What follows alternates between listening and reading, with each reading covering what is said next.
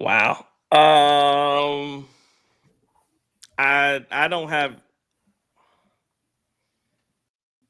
fellas, I don't have words tonight for apologies in advance. I'm a curse tonight. I'm just gonna let you know I'm gonna cuss. I ain't gonna curse. I'm gonna cuss tonight. that was some bullshit. But I'm gonna try. I'm really damn. I said we was ready to go, but I really wasn't.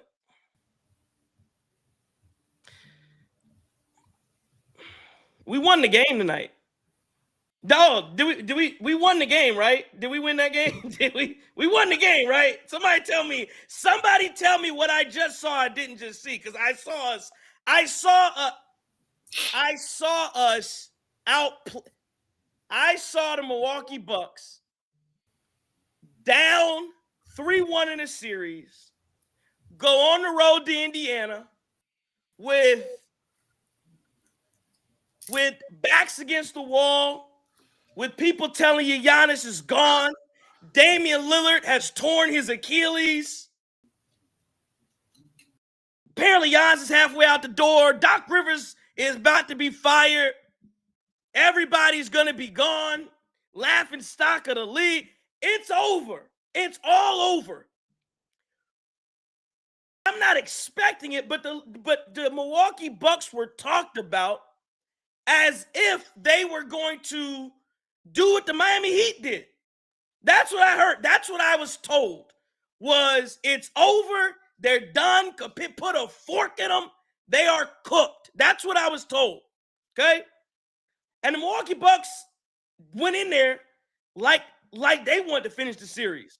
The Milwaukee Bucks went into Cambridge, fuck out, whatever the hell. What's their sorry ass arena called? Whatever the hell it's called.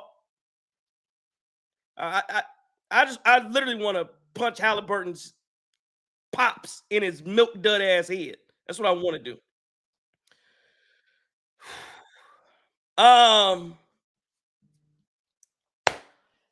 We go out there, we play some of the best defense I've seen in how long. Doc has coached over 80. He's coached 100 some of the best defense I've ever seen the Milwaukee Bucks play.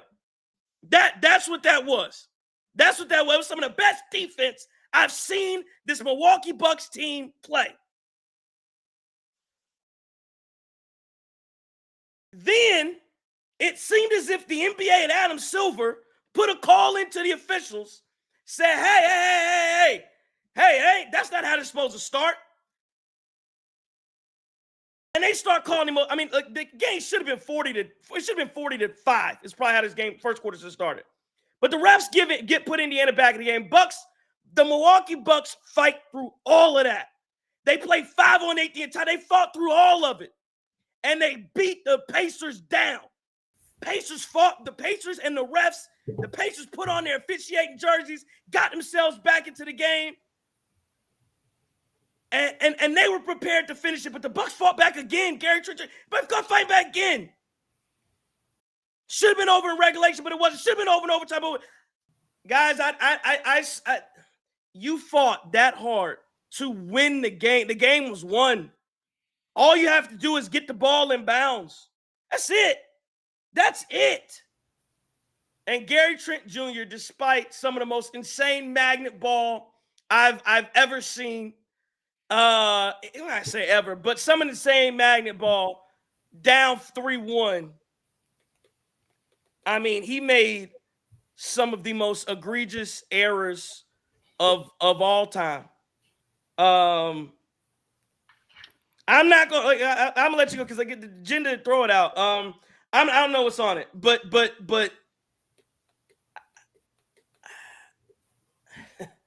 I'll say that, Gary Trent had a hell of a game. I don't know. I mean, that was some AAU level. I don't know what he did. I don't know what he was thinking. I mean, literally, I've never seen somebody. I don't think I've ever seen somebody score 33 points on 8 of 17 shooting 1 of 8 to start the game. I mean, he erased it. 33 points. He might as well had 0. That's how pathetic the end of the game was for Gary Trent Jr. I mean, he literally, I don't care. He lost you a basketball game. He literally lost a basketball game. All that shit y'all got for Kuzma, Put that shit on Gary Trent Jr. because that was some bullshit. I'm going from so many different. Y'all, somebody else go, man. I don't have anything. I don't have nothing, man. That was pathetic, man. That was pathetic. And again, I'm not gonna put it on Doc Rivers tonight. Tonight, again, the series we'll get out, calm down at some point, and be able to articulate some thoughts. But tonight's not on Doc Rivers. Tonight, Doc Rivers did what he was supposed to do. He put the team out there. He should have did it earlier. Should have did it early in the series, but he did what he was supposed to do. Grown ass men making millions of dollars can't hold a damn basketball. No, you deserve to lose, man. You deserve to lose. Again, hell of an effort from everybody, though. Hell of an effort. I just don't. You gave Indiana the game. They didn't earn it. Indiana did not earn it tonight. They didn't earn it. They didn't play well. They didn't play good enough. You outplayed them. You outplayed the officials because it was a shit show from the officiating crew too. Man, it should have never got down to this because the Bucks should have won by 15 if you don't add in what the officials gave Indiana throughout the entirety of the ball game. But the end of the game, you gave it to Indiana. You gave it to them. I don't have nothing, man. I don't know, man. Go ahead. That's what I saw. I saw more, but I still can't put it into words, man. And look, I think we're all probably going to be a bit all over the place because this is a bit hard to believe. And just watching how this played out. I mean, up 7 with 35 seconds left. And, I don't have any. And Gary Trent Jr., you know what? He had a couple of boneheaded plays. He had another night of his life. He literally did. I mean, the way he played, the way he shot tonight, four straight threes in overtime. Gary Trent, I mean, this is just one of those things where you're going to blame Doc for this loss, but this is the one time this is not on Doc. This is not on Doc. Tonight's not. This team came out and fought tonight. There's no question about it. They came out, open up 13-0. This team came out. This is what you want to see. This team will come out swinging, acting like this is an elimination game. And credit to Doc for going with the lineup that I think we've all kind of been clamoring for, right? I think Brook and Kuzma played what? A combined total of 20 minutes tonight? Matter of fact, when I look at it, Taurean Prince, Brook, and Kuzma played a combined total of, 25 minutes tonight? Guys, this hurts. This hurts because there's so many opportunities for us to win this game. It's not like we got beat. I agree with you, Trey. We beat ourselves. We got out there and we just kept pounding. And that's all that's important. You kept pounding like at the bunny ranch, right? And we got out there and just kept pounding and did everything we could to get there. And it just for it to end this way, it's heartbreaking. It really, really is. I've said this before the show. I think at this point we're in our descent to the sunken place. Not quite ready to go into what happens from here, but this is just a rough. This is a loss. We're trying to process this. We're trying to digest this, but man, it's one of those things where it's just so hard to believe that that's how this thing played out. We'll get into the terrible officiating. We'll get into the no call, the 3 seconds, the 10-second rule that Miles Turner gets in the paint. But this one's going to stay for a while. And as much as I love to see this team go out fighting in the elimination game the way they did, it hurts even more the way you lost on some very, very goofy plays at the end. Let me get to the super chats. Werv says, "Go ahead and send that paper, brother Trey. I owe him some money. He picked the Pacers. See, that's the I put my money while I'm out there, man. I picked the Bucks in the series, and they let me down, man. Bunch of scrubs, man. Bunch of scrubs. Robert Henry, super chat. Appreciate it. Says Trey. Thanks for keeping it real again, man. See what happens now. Yeah, man. We're gonna keep it real. We're always going to keep it real. Always going to keep it real with you. And again, listen, man, Gary Trent outplayed. Gary Trent was on a minimum. He outplayed his minimum contract. But I don't want him back in Milwaukee. I'm sorry. You can't do that and come back. You cannot do that and come back. You've got to go. I don't give a damn. He played well. Harsh. Do that shit for somebody else. You got to go. Peace, brother. Peace, brother. You're done. You're dead to me, Gary Trent Jr. Dead to me. You gotta walk That's home. harsh. You gotta walk home. No, it ain't. That's harsh. That's harsh. That's harsh. That's harsh. No. That's harsh. Yeah, you're tripping. It's letting the ball slip through your damn hands. That's hard. No. That's hard. I understand that. Yes. No, hell no. Don't let him on the plane. Don't let him on the bus. Take his shit. Take his shit back. No, Man. No. I don't agree with that either. No, this is emotions talking right now. Here's the thing. I'm getting nothing, man. You can talk all you want about the last. Don't give him no meal, nothing. Zero. You can talk all you want about the last couple possessions, but you can point to so much that led to that anyway. Like I'm not even gonna sit here and be like, yeah, Gary, you're not the reason we lost. No, you are. But there was a lot leading up to that. You want to talk about the AJ Green foul on Halliburton to make it a 1-point game? That was stupid. He was getting to the rim at will. You just seen him miss 3 threes in overtime, and we're guarding him like he's gonna do something behind the perimeter. He was not going to. He was not going to. I would have sagged off 5 feet on Halliburton, and if he games you from a 3, let it happen. He was blowing by our guys all night, and what did we decide to do? We decided to get up in him, and he drove right by us 3-4 times. And that dates all the way back to the end of the fourth quarter. I would live with a Halliburton 3 over him getting to the rim at will. That's my issue with the way the Bucks defended in OT. There was a lot of stuff. KPJ turned the ball over late. AJ Green missed a free throw. If AJ Green makes a free throw, it's a tie game. We might go to double OT. There's just a lot of stuff you can point to than putting it on Gary Trent and tell him to get the hell out of Milwaukee when the guy was there knocking down 7 threes. He hit 7 threes after he started 1 of 8. That was ridiculous. He put us in a position to win this game. No, it can't go on all on Gary Trent. It has to go on the basketball team. It can't go all on Gary Trent. It can't. Hold on. Let me ask you a question. Let me ask a question one time. Let me ask one question.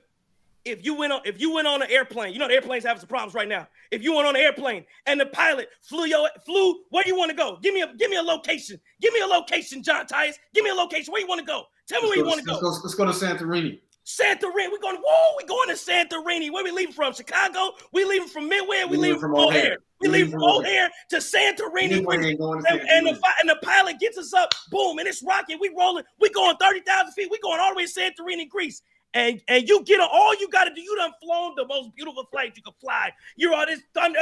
Anything go wrong can't go wrong. If you crash the landing, the pilot got to go.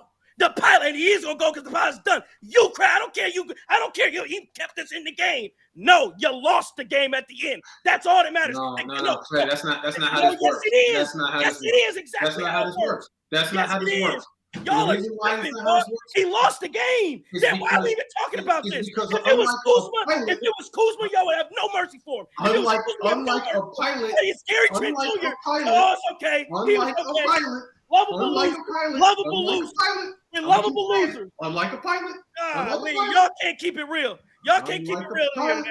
You can't keep it real here today, man. You can't keep it real here today. You can't keep it real. You can't keep it real. Okay. You're right.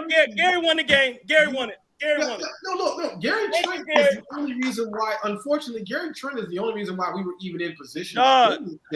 Like, let's just keep this thing a buck here, right? Gary Trent Jr. You can't lose a game like that, man. Yeah, you can't lose a game like that. I'm sorry. You cannot lose a game like that. I'm sorry. You can't lose a game like that. You can't lose a game like that. A couple. I can't take that away from you. And this team was up 7 points with 35 seconds left to go in OT, and all you had to do is get the rock and get fouled and hit your free throws. This is really all you had to do. Look, I agree with you, but having said that, given this team here, if I need somebody fighting in the foxhole with me when it matters, I want Gary Trent back. I 100% want Gary Trent back because Gary Trent stepped up. Big shot Gary. We got to get a little more creative for him too. Light-skinned Gary, right? Light-skinned, he don't got Prince tendencies. Whatever Gary we gonna call him too, he stepped up. You cannot take that away from this man. I get it. He didn't just piss down his leg. He shat down his leg at the end of the game. He shat down his leg at the end of the game. The whole team. No, man, stop. Hold on. You cannot tell me the entire team shat down their leg when all you had to do was get the ball in. This is different than missing a game winner or missing a shot here or there, or they couldn't get the ball in for 5 possessions. They couldn't get the ball in. They had 2 They took 2 timeouts because of it. They have to be better. Hold on, Chris. They have to be better. I would agree if they actually couldn't get the ball in, but they did. That's what you're missing. They did get it in. They got to Gary Trent Jr. Called 2 and timeouts. He played hot potato he played like a bitch. He played like a baby back bitch. That again, when the game, in the end of the game, he bitched up. That's what he did. He bitched up at the end of the game and threw the ball away. That's all I'm saying. Again, if y'all want to crown Gary Trent, cool. And again, he hit a ton of shots, but you can't lose a game like that. Let me tell you, there are probably 99.9% of the time I would never say that. There's a 0.00001% way to lose a game, and Gary Trent found a way to lose a game. I've never seen anybody lose like that. I've never seen somebody find a way to lose a game like that. I ain't blaming Doc Rivers. I ain't blaming nobody else. The game is on Gary Trent Jr. because the game was won. Let me go to a couple more super chats. Now let you have it. Justin, NYC Demon says blow it up. Giannis is broken. That man had 30, 20, and 14. Fucking lost at some point and lost at some point. I don't care what you say. I wouldn't blame him. What was that? No inbound plays. No, he can't secure the ball. No, can't say no inbound. The ball got in. He threw the game away. The last Quincy super chat says, I'm shocked they collapsed this badly. And they did it on both ends. Whenever they put the game away, they let the Pacers have easy shots every time. Let's see. Another one, Mac P says, Doc needs to be fired on the spot. Missed free throws. That's not Doc. Turnovers. I don't know if that's Doc. Low IQ did the Bucks team in. Damn, my heart can't take this shit anymore. Mac P, appreciate the super chat. Again, overall, I agree on Doc Rivers. But the end of the game was not on Doc Rivers tonight. Reaper's Ghost says AJ should have held it. He was on the other side of the court, so it wouldn't have been a half-court foul. I get Gary Trent Jr. drops it, but I don't think he was expecting the pass. You're wide open. What do you mean you're not expecting the pass? He was wide open.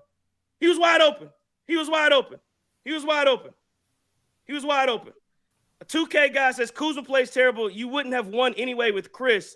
Gary Trent makes one. It's all his fault. I have no clue what the hell you're talking about.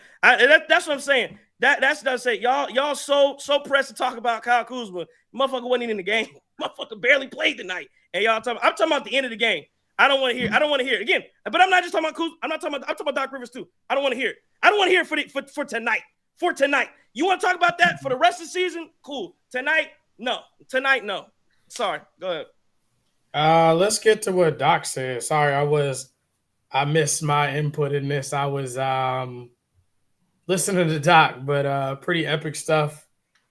Man, I don't know, dog. Like, I don't know. Doc, first quote, bad turnovers. Put the guys in the right place, and they're just absolutely bad turnovers. The turnovers were huge. 2 out of 3 were unforced, and they were by the biggest player of the game. Also, he talked about, to whoever said that in the chat, 2 defensive mishaps at the end of the game. The Nembhard 3, the Halliburton, probably what Chris was alluding to with the and 1 foul. It's tough. It's really tough. I agree with him. They played well, and it's just heavy. He changed the lineup because that's who they ended the season with in the closing lineup, and he was tired of being down with so many points to start the game out, and he made the change. End of the game was a great shot by Giannis. They were kind of waiting for the double. The double came, and he was looking for a little bit of to pass off of it. He thought he had AJ Green wide open, but he was perfectly happy with the shot. Talking about the 4th foul on Giannis caused Giannis to completely change his game offensively and defensively. Giannis was not aggressive and pulled up short of the basket because he was scared to get that 5th foul, and also didn't have the same defensive aggression that Giannis plays with.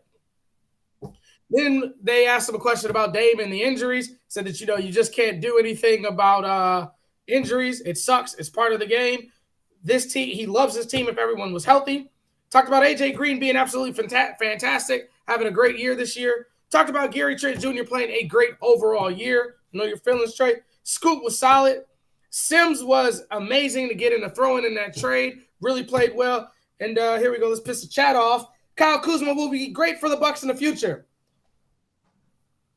Yeah, he wanted to win the 3-point line. Bucks didn't do that. Man, this is a long press conference. Giannis is 1-1. Should be the MVP. Tired of the voter fatigue on it. He was talking about MVPs.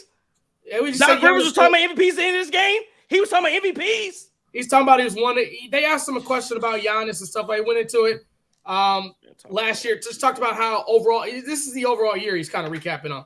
Giannis wasn't very vocal. Started stepping up vocally. Talked about how in those timeouts he really took the lead.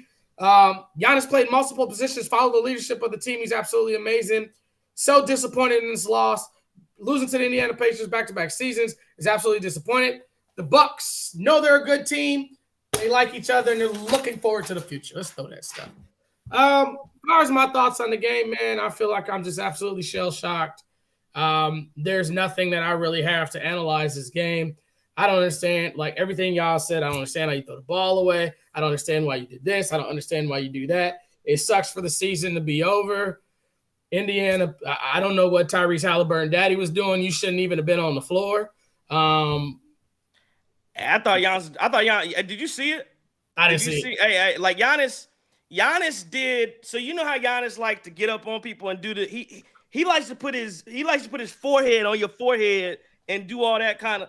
He was face to face. I know Halliburton daddy had the fear of God in him that he wasn't about to get smacked by. But yeah, Giannis had his forehead in Halliburton's daddy forehead. That's how you know Halliburton a baby back bitch, because Ben then about to smack your daddy. You ain't nowhere to be found. And guess what? You ain't gonna do a damn thing about it. That's how you know Halliburton's scared as anyway. But yeah, he had him.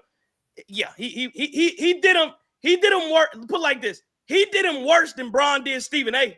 It wasn't no friendly conversation. He did him way worse than that. It was one of those where, like, if you wasn't scared, you shouldn't let no grown man have a forehead on your forehead and you just sitting there taking it.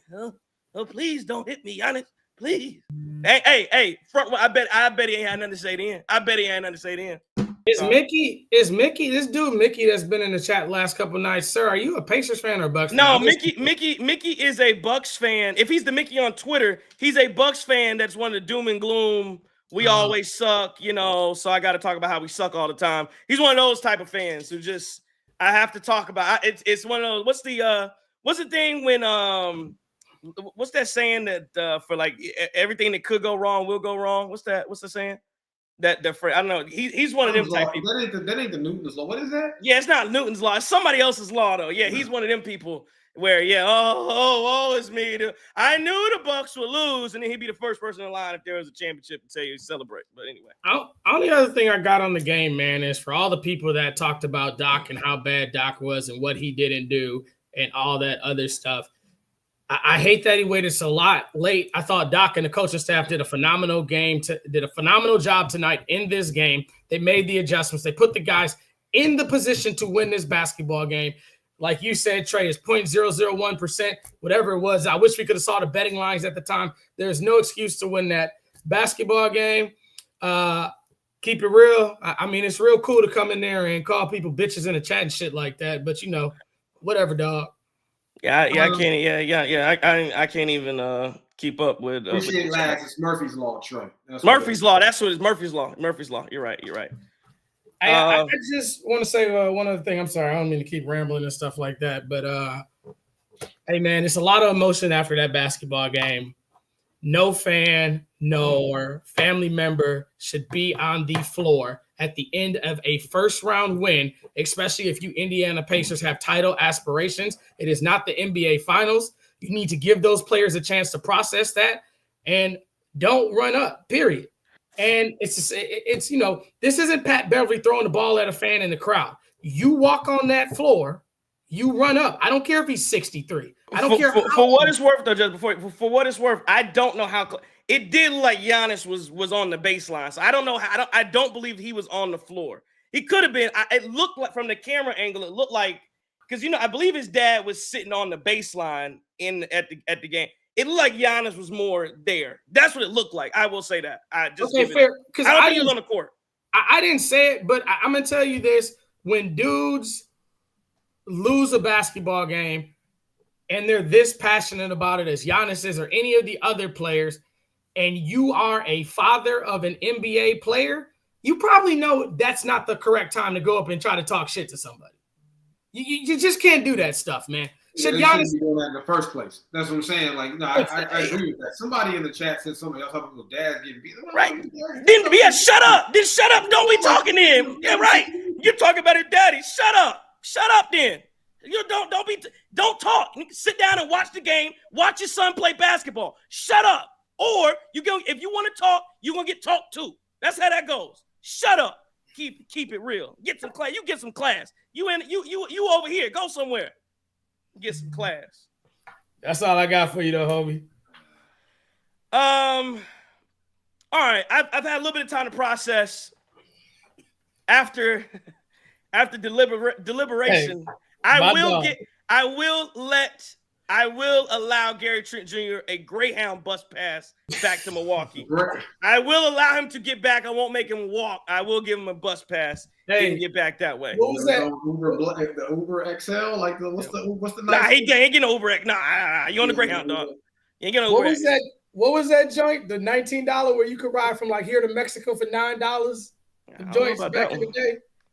The red Greyhound bus pass? No, it was like a red bus where you could go like all the way across the world for like $19. I remember like JetBlue used to have this joint where you could fly like it's like $200 a summer or something, and you can. By the way, Justin, hold on, with my ADHD kicking in, you in a hotel, bro? Like you got 2 beds in that room. I'm in the hotel, man. They ain't even have NBA TV. I was watching this junk on my phone, man. Man. I see that light in the middle. I'm like, oh, there's a queen bed on the other side of that. I'm already knowing it's probably a place to charge your phone underneath that too. Got the plugs in there. Margot says that was the mega bus. That was a mega bus. Yeah, mega bus joint. Part mega bus. There you go. All right, Werv, I see you in here. Yeah, man. Okay, so so I gathered a little bit more, and so I am still gonna say 99.9% of the game is on Gary Trent Jr. There was another part of the game that got played, obviously, but when you get to the end, you can't lose like that. So I will move off of that point. I thought outside of that, man, the Bucks. This was the best they played to me throughout the entire. Now they're talking. I got the ESPN. Headline saying heated exchange Tyrese Halliburton's dad and Giannis. So that's going to be talked about. And again, it should be dealt with accordingly. But we'll get to that point in a second too. We talk about a little bit. But I think that to me, this is the most intensity you play with. You should have played like this coming out the gate game one. You didn't. And if you did, maybe you end up winning the series, or at least not being out in 5. Somebody talk about Halliburton owning the Bucks. Again, you hit a couple. Listen, let me tell you, it's about Halliburton owning the Bucks. The Milwaukee Bucks got what the reason they should have won the game was really because Rick Carlisle put Halliburton back in because we couldn't stop TJ McConnell at all. Like it was a blessing. It was a blessing when Rick Carlisle looked to his bench and said, "Tyrese, get back into the game." That's how pathetic Tyrese Halliburton compared to what TJ McConnell was doing. Oh, no. TJ McConnell was much more impactful in the basketball game than Tyrese Halliburton was. Halliburton does finish 26, 5, and 9. On 20, he wasn't that bad. 2 for 10. Tyrese Halliburton was a -3 tonight. He was, and again, when you look at it, Nesmith was a +3, Siakam was a +1, McConnell was a +1, overtime +5. Halliburton held them boys back, if you want to be honest about it. So they scraped by because of the TJ McConnell minutes. If you replace TJ McConnell with Halliburton for the entire game, the Pacers would have been cooked. So again, he had a couple layups, great for him. That's what he does. But Halliburton, again, and here's the thing, y'all, they'll be out next round. You put your banner up, beat the Bucks 2 years in a row. You'll be out soon. Don't get it twisted. You beat another hurt basketball team. That's what you did, and that's just the honest truth. That's what happened. But I thought the Bucks played well tonight. Did what they had to do. Again, you talk about the end of the game too, but the referees had their part. No, I'll be honest. I'm talking about just tonight. Just tonight, Gary Trent lost the game at the end, and the officials kept Indiana in it. I'm not talking about the series. We can talk about that in a second. I'm talking about tonight. Tonight, the Milwaukee Bucks were light years better than the Indiana Pacers. That's what it was. The officials put you in the game. I saw somebody talking about the foul count. I would say in the fourth, the officials kind of backed off a little bit and were much better, but they had already done their job keeping Indiana in the game throughout the entire first 3 quarters. That's all it did. Again, I'll give Indiana credit for the series, but tonight, I'm specifically talking about tonight, the Milwaukee Bucks were the better basketball team. I don't know how you could have eyes. And you were able to see, and you come across with a different view of that game. The Milwaukee Bucks choked it away. They absolutely did, but they were the better team tonight. That's all you talk about is tonight.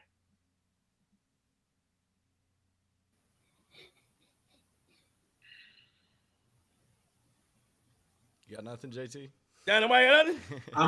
I'm getting caught up on. I'm seeing like some of these clips of the skirmish after the game, And because I didn't catch all that ahead of time, and it's interesting. I'm saying it to you guys, but Yeah, I'll go ahead. Oh no, I'm looking. Oh no, Halliburton was on the court. Oh no, yeah, I didn't see this. Dad looks like he was on the court. Oh no. Oh Right. no. Yeah, Giannis no. should have smacked I the hell out of watched him. this Oh, game, he too. deserved to be smacked. His 63-year-old ass should have been on the ground. That's what should have happened. No. Halliburton Giannis must have walked back over to him after. But Halliburton's milk dud ass is standing and Right. oh my God, that is insane. Giannis should have literally decked him between the eyes. Deck that old man between the eyes. He has more respect to me because I'd have decked him between the eyes. That's what he deserved. And whoever's in the chat talking about it wasn't Giannis that you don't mess with. You're talking about Halliburton's dead. He's dead on the court. Man, he should have Jermaine O'Neal'd him. That's what he should have did. He deserved the Jermaine O'Neal action. Oh my God. I watched this other clip that JT said, and the chat was talking about the other day, the goofballs from Indiana were talking about how much of a James Johnson black belt he was. I guess that black belt ain't help his ass when KPJ was throwing them people around in that joint. And Benedict Mathurin, you in the same damn boat. Your little bum butt missed the game last game because you had an abdominal strain. Who missed a playoff game for an abdominal strain? I don't care. You soft too. You want to go and talk to Giannis at the end of the game and talk junk? He should have punched him too. Punch everybody. Yeah. Is that Mathurin in the yellow shirt? That's Mathurin. What was that? Because it seemed to me like Giannis wasn't. I don't know why he got aggressive. I don't know. He got that foul. What was that foul? Game in Milwaukee, the first game in Milwaukee that caused him to miss the second one. And I guess Giannis was a class act. Walked up to every one of the Pacers, shook their hands, probably gave them encouraging words, and here comes Benedict. Oh God, look, no, that should have been a malice. That should have been malice in the palace. Should have been elbows thrown. No, I'm sorry, my bad, Justin. When I saw Giannis, I didn't know his daddy was doing that. No. You walk up to Giannis. That just shows you how disrespect. That just shows you the level of disrespect the entire NBA has for Giannis. And it starts from Adam Silver, pencil-looking self on down. That's where it starts, from Adam Silver on down to the Giannis. He gets ran. I mean, do you see it? He gets grabbed by the neck. They reviewed it for 5 seconds. Again, we talked about the other night where Jason Tatum gets hit on the elbow. They in the air, and they call that a flagrant foul. Giannis not only gets grabbed by the neck tonight, then gets ran over as he's going to the basket. Nothing. Just a regular foul. The one who grabs around the neck wasn't even a shooting foul. I mean, man, it's been ridiculous. It's been ridiculous, man. There was one more super chat. Let me get it in here. Wes Trueblood says, Pacers fan, I love this channel. Don't always agree with you all, but I respect and appreciate the passion. The passion's here, man. Listen, I got more passion about this basketball team than Gary Trent had in the last 30 seconds of overtime. I take it that. Because he was ready to go home. That, to me, it looked like he was – I'm just being – I keep going back. He looked like he was ready to go home. It looked like he didn't care. He was like, man, I'm about to get paid. I want this payday quicker. Let me get out of here. Ooh, ball through my leg. Listen, you know what? I'm calling for a federal investigation. Point shaving. That's what it looked like to me. I'm calling for a federal investigation into Gary Trent Jr. That was point shaving. That was, I can't explain it any other way. I cannot explain it any other way than what I just saw. The man, he gave up the game. He gave up the game. I never seen it. Pam Bondi. Go see if Bondi gonna see. Pam Bondi. Yes, please. Pam Bondi. Hey, I'm laughing. I'm laughing to stop from crying. No cap. Hey, so first of all, to old boy in the chat, Tish is funny because she's talking about KPJ was manhandling them boys. I got more faith than Chris King in the club than James Johnson. Hey, what's that boy name? Mosin? I guess he left the black belt at the crib because he didn't want that smoke with KPJ. But look, and there's action. No kicks in the crowd of people like that. Well, that's the thing. There's action happening on the floor. His whole thing was he got a black belt. He gonna protect everybody. And I bet Halliburton, they might have to take a James Johnson check because Halliburton, his daddy out here getting pressed out, and you know where to be found. You supposed to have a black belt. What you want James to do? You want James to throw a roundhouse in the crowd of people? What else you there for? What is he there for? That's what they signed him for. So he can do something. Well, He do nothing. Wouldn't bust a grape in a fruit fight. Now again, that black belt, all that stuff on the karate mat. He ain't got none of that. None of it in the damn arena. None of it in the arena. He's 7-0 in UFC fights, but no one can find the record though. Until further notice, I don't believe about James Johnson because I ain't never seen it. Was in his duffel bag. Maybe altercation on the floor, and he just standing around. Listen, he ain't make no noise. James gonna break a board. Look, somebody got a board somewhere. James gonna break that plywood. Stop. Dude in the chat says KPJ beats women. I guess your Pacers are a bunch of bitches because he was gonna whoop that ass. Right. That's the big Ryan Rollins fan anyway. You're always trying to put Ryan Rollins over KPJ. KPJ, listen, I'll bring this back to basketball because tonight, I mean, besides the late game blunder, I mean, there's a lot of people grew up tonight on this Bucks team. If you want to look at it from that point of view, did you not see the 3 AJ Green hit late? Now, why are we taking? You guys want to talk about fighting and stuff? I'm just trying to go with it. I'm trying to go with it. Nobody. AJ Green curls off of the screen late game when we're almost about to lose in regulation, and he knocks down a big three. KPJ finding Gary Trent on all those threes he hit late game. Like there is a lot. You see the chemistry there with KPJ and Giannis. There is a lot to be proud of, but there is also it doesn't change this. It obviously doesn't change the series. But if you're looking forward about a team without Dame, you're thinking like, okay, we got our pieces. We know who we want to keep. Outside of what you probably don't want to keep Gary Trent. I do, but like you have some bright spots with this basketball team. Did I hear you say there's a lot to be proud of, Chris? There is a lot to be from you tonight. You lost 4-1 to the Indiana Pacers. From tonight, there's certainly a ton to be proud of. I think you blew an 8-point lead. What was it? I don't even know. What did we blow? 7-point lead with 7-point lead and 40. How much time left? 40 seconds. The game ain't nothing overtime. They should have won in regulation. They just they pissed down their leg. It is what it is. But did you realistically think that was sustainable to win this series after we were look? We already had the funeral party on what was that, Sunday? We already had the funeral party. We already knew it was over. So at this point, I'm looking for optimism within some of the pieces on this basketball team because moving forward, we don't have Damian Lillard for next year. I'm not even ready to get into next year. To be honest, like because we might not have Dame for 2 years. What do you mean 2? Well, not 2 years. Well, because he may miss all of next season, and we may not see him until 2027. That's all I'm saying. Because for moving forward, the best thing for the Bucks would be if Dame is deemed out until past. I think it has to be. A doctor has to rule him out past June 16th for the Bucks to get, because they would have 2. The way the CBA, and don't quote me on all this, but right now we'd have 1 mid-level exception. That's why Al McGuire is saying that the Bucks are going to lose KPJ and Gary Trent Jr. That's not true, because they should have a mid-level exception that they should be able to get at least one of those guys back. And again, I don't know what type of contract Gary Trent Jr. has played himself into with those couple of shots. I don't know. He might have lost. I don't know if he played himself into a 10 half, whatever he paid himself into by the end of that game, because I couldn't trust Gary Trent Jr. at the end of a basketball game. If I was an NBA team, there's not a chance I would trust Gary Trent Jr. with anything. I couldn't. I can't trust him. I can't trust you. Can't catch the ball.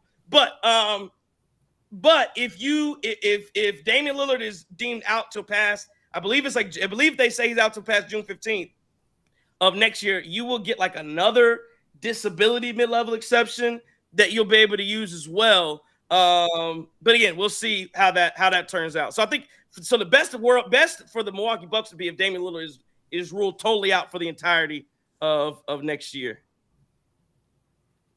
I just hope he heals well and everything's going well with that. I mean, I kind of do, like, back to the basketball talk, like Chris said. I do agree with Chris, though. That AJ Green shot was big and is building future to be hopefully a Bucks legend at some point in this future, man. All of them. This is their first real playoff experience.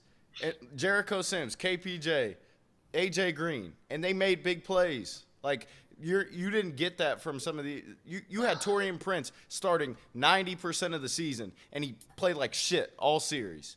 And you still rolled him out there. So how can I not be happy that A.J. Green stepped up in a big moment? How can I not be happy KPJ, as the lead guard, had 7 assists tonight?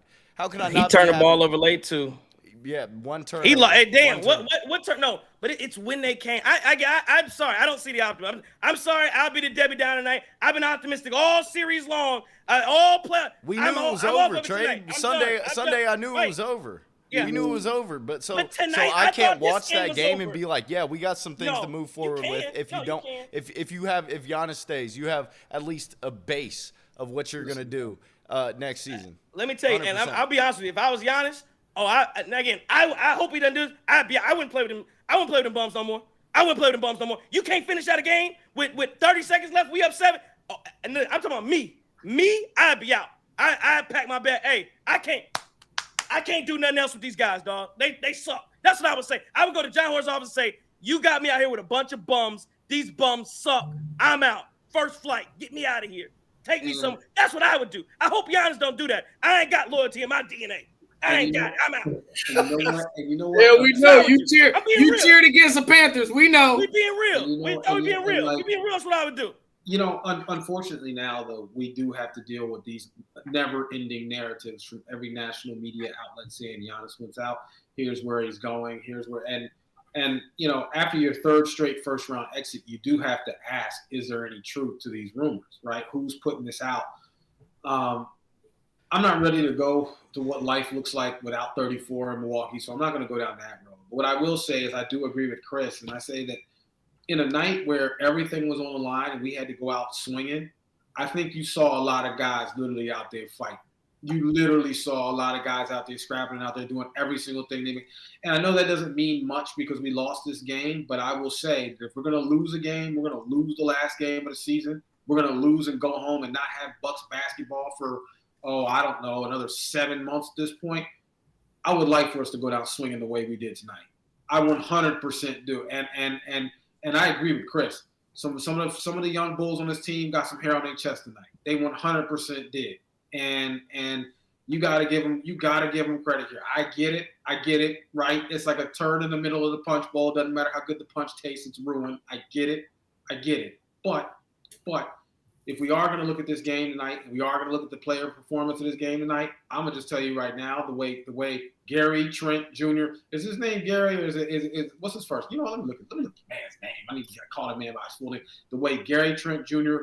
became a playoff riser in this postseason, that's something that we can be proud of and think about that. I get that he had the goofy plays at the end, but that's something we can be proud of. Kevin Porter Jr., the acquisition, which did pay dividends. There's no question about that, because not only did we get rid of a guy who was doing nothing, he probably didn't have his jersey on underneath his warm-up for half the game too.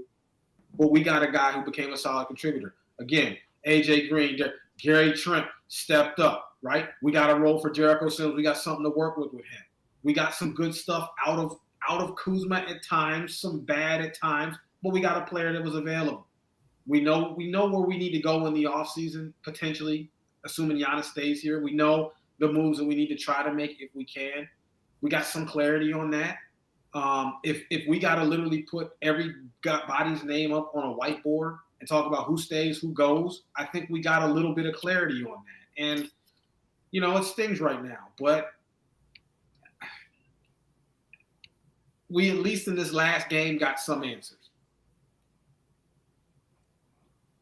I don't have any answers, man. I'm out of. I don't think we have any answers at all. I totally disagree with you guys. But yeah, that's right. I'm out of answers. I have no answers. I don't know where this team goes from here. I think that Doc Rivers is gone.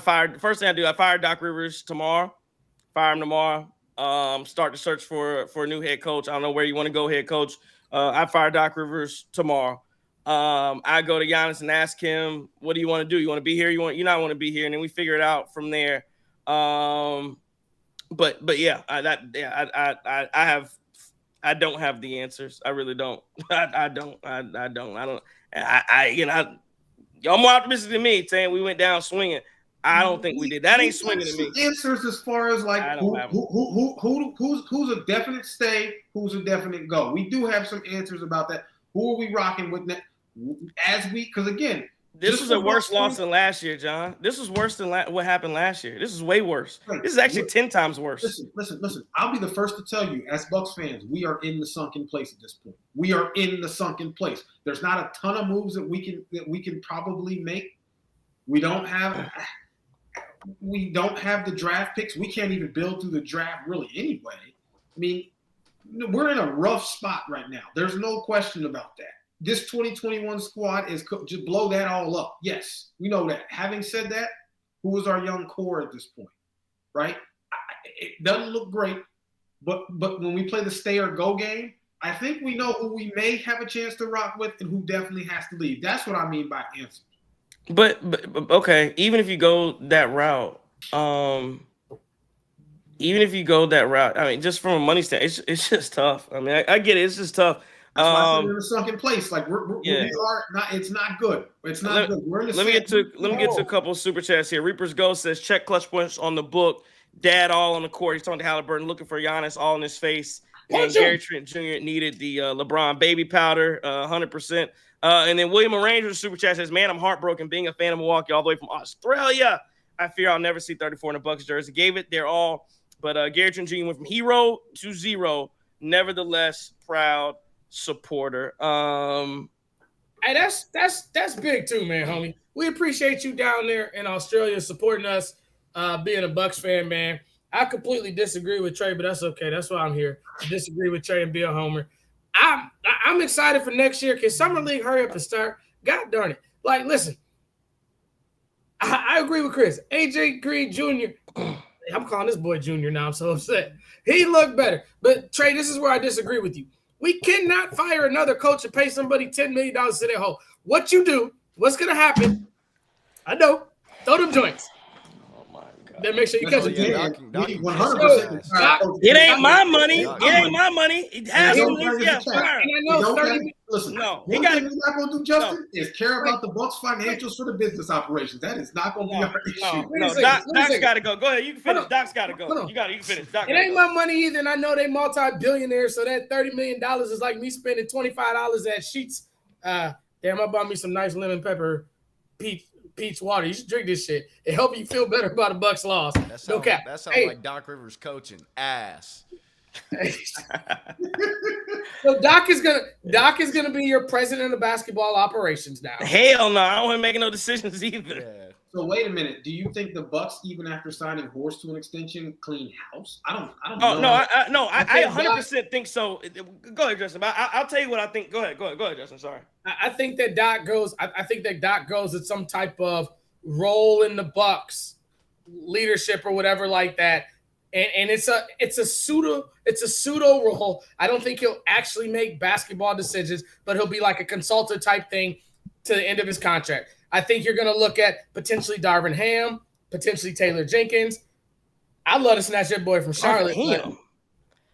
Darvin Ham as the head coach. The players love him. I think we run back this starting five that we had tonight, get some bench players to go with it, and I think we're in a good spot, man. I don't think it's as bleak as what people think it is, but, I always look at it positive. Man, I've never had chicken shit. I don't even had chicken salad in my life. At BSD Gazelle on Twitter says, "Guru's fired up tonight. I love it. I agree with you on Gary Butterfingers. Ship his bitch ass out." Oh, I got somebody on the side. Almost hit him with the BAN. I'm just reading the comments. This is what I think on. You talked about John Horst. I believe that John Horst. I believe they re-signed him. This is my belief. I don't have any. This is me thinking. I think he won the power struggle. That's my guess. Is that because there's really no reason to extend him in the middle of a series where I believe were we down 3-1 or down 2-1 when they extended him? 2-1. We were down 2-1 in the middle of a series. You extend your GM. To me, that makes me feel like that makes me feel like he won the power struggle between him and Doc Rivers. And again, what we know about this is John Horst did not want Adrian Griffin, and he did not want Doc Rivers. And so for you to sign him, give him an extension, I would think that means that John Horst has to believe that he now has full control. And I would think that he should be able to hire his own coach at this point in time. I don't disagree with that. Sorry, I got sidetracked by Miles Turner's trolling the Bucks. That's funny to me too, because Miles Turner, your damn team didn't even want you. They've tried to trade you 100 times. But anyways, Horst does need the full creative ability to make whatever decisions that he wants to make. I think we've saw him make some great willing and dealing trades. I do think that, shout out to Chris King, shout out to JT, he needs a draft consultant because these draft picks have been less than pleasurable. But we got to get to a point where Doc if Haslam truthfully made that call to hire Doc, he's not going to be fired. I hate to be the bearer of bad news for everyone, but he's not going anywhere. He may be your president of pseudo basketball operations, like I just said. I don't think he'll have much pull, but I think that Doc has been around the NBA and been in the front office role and done enough stuff where he at least should have an opinion in the discussion. Not the sole responsibility, but he knows basketball enough to say, hey, Kevin Porter Jr. was a good fit on this basketball team type stuff. In my opinion. What? Hey, let's get Doc a good old VP player personnel role. There you go. Keep this thing pushing, Doc. You know what, brother? Hey, if you want to work side by side with Horst and talk about player personnel and everything else, hey, I absolutely love that. And that's the perfect cushy, Pat Riley type, whatever would give you that. All right. But I think his time has passed. And I think, listen, you talked about we can't pay 4 coaches. And again, I say, why the hell can't we? What's the difference? I mean, literally, like you're already paying 2 coaches not to work. What difference does a third one make? Get somebody else out there who can make this thing happen. Because you know what? Here's my feeling.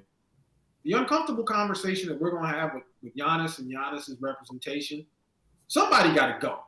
Somebody's got to go at this point. And I just kind of wonder, does Giannis say, if y'all going to run back here with Doc, hey, I'm out of here.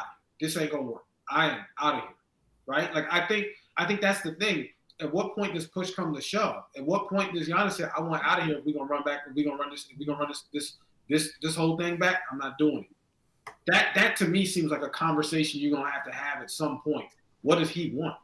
What's it going to take to keep him? Would you keep Doc without Giannis? Why? What does it matter then? Yeah, then it's just about saving money. Why would Doc Rivers want to stay there? Doc Rivers is going back to ESPN, wherever Doc Rivers thought that this was going to be an easy role. He thought he was going to. He's what he saw. He saw Adrian Griffin go 33 and 14 or whatever the hell it was, and he thought that it was going to be, oh man, I could slide in here and win a chip with Giannis, and it wasn't that easy. It wasn't that easy. You figured out. You thought you had Giannis and Dame. You just going to roll through, win a title. Nah. And Doc Rivers found out the hard way. For the next coach of the Bucks, you need a tactician.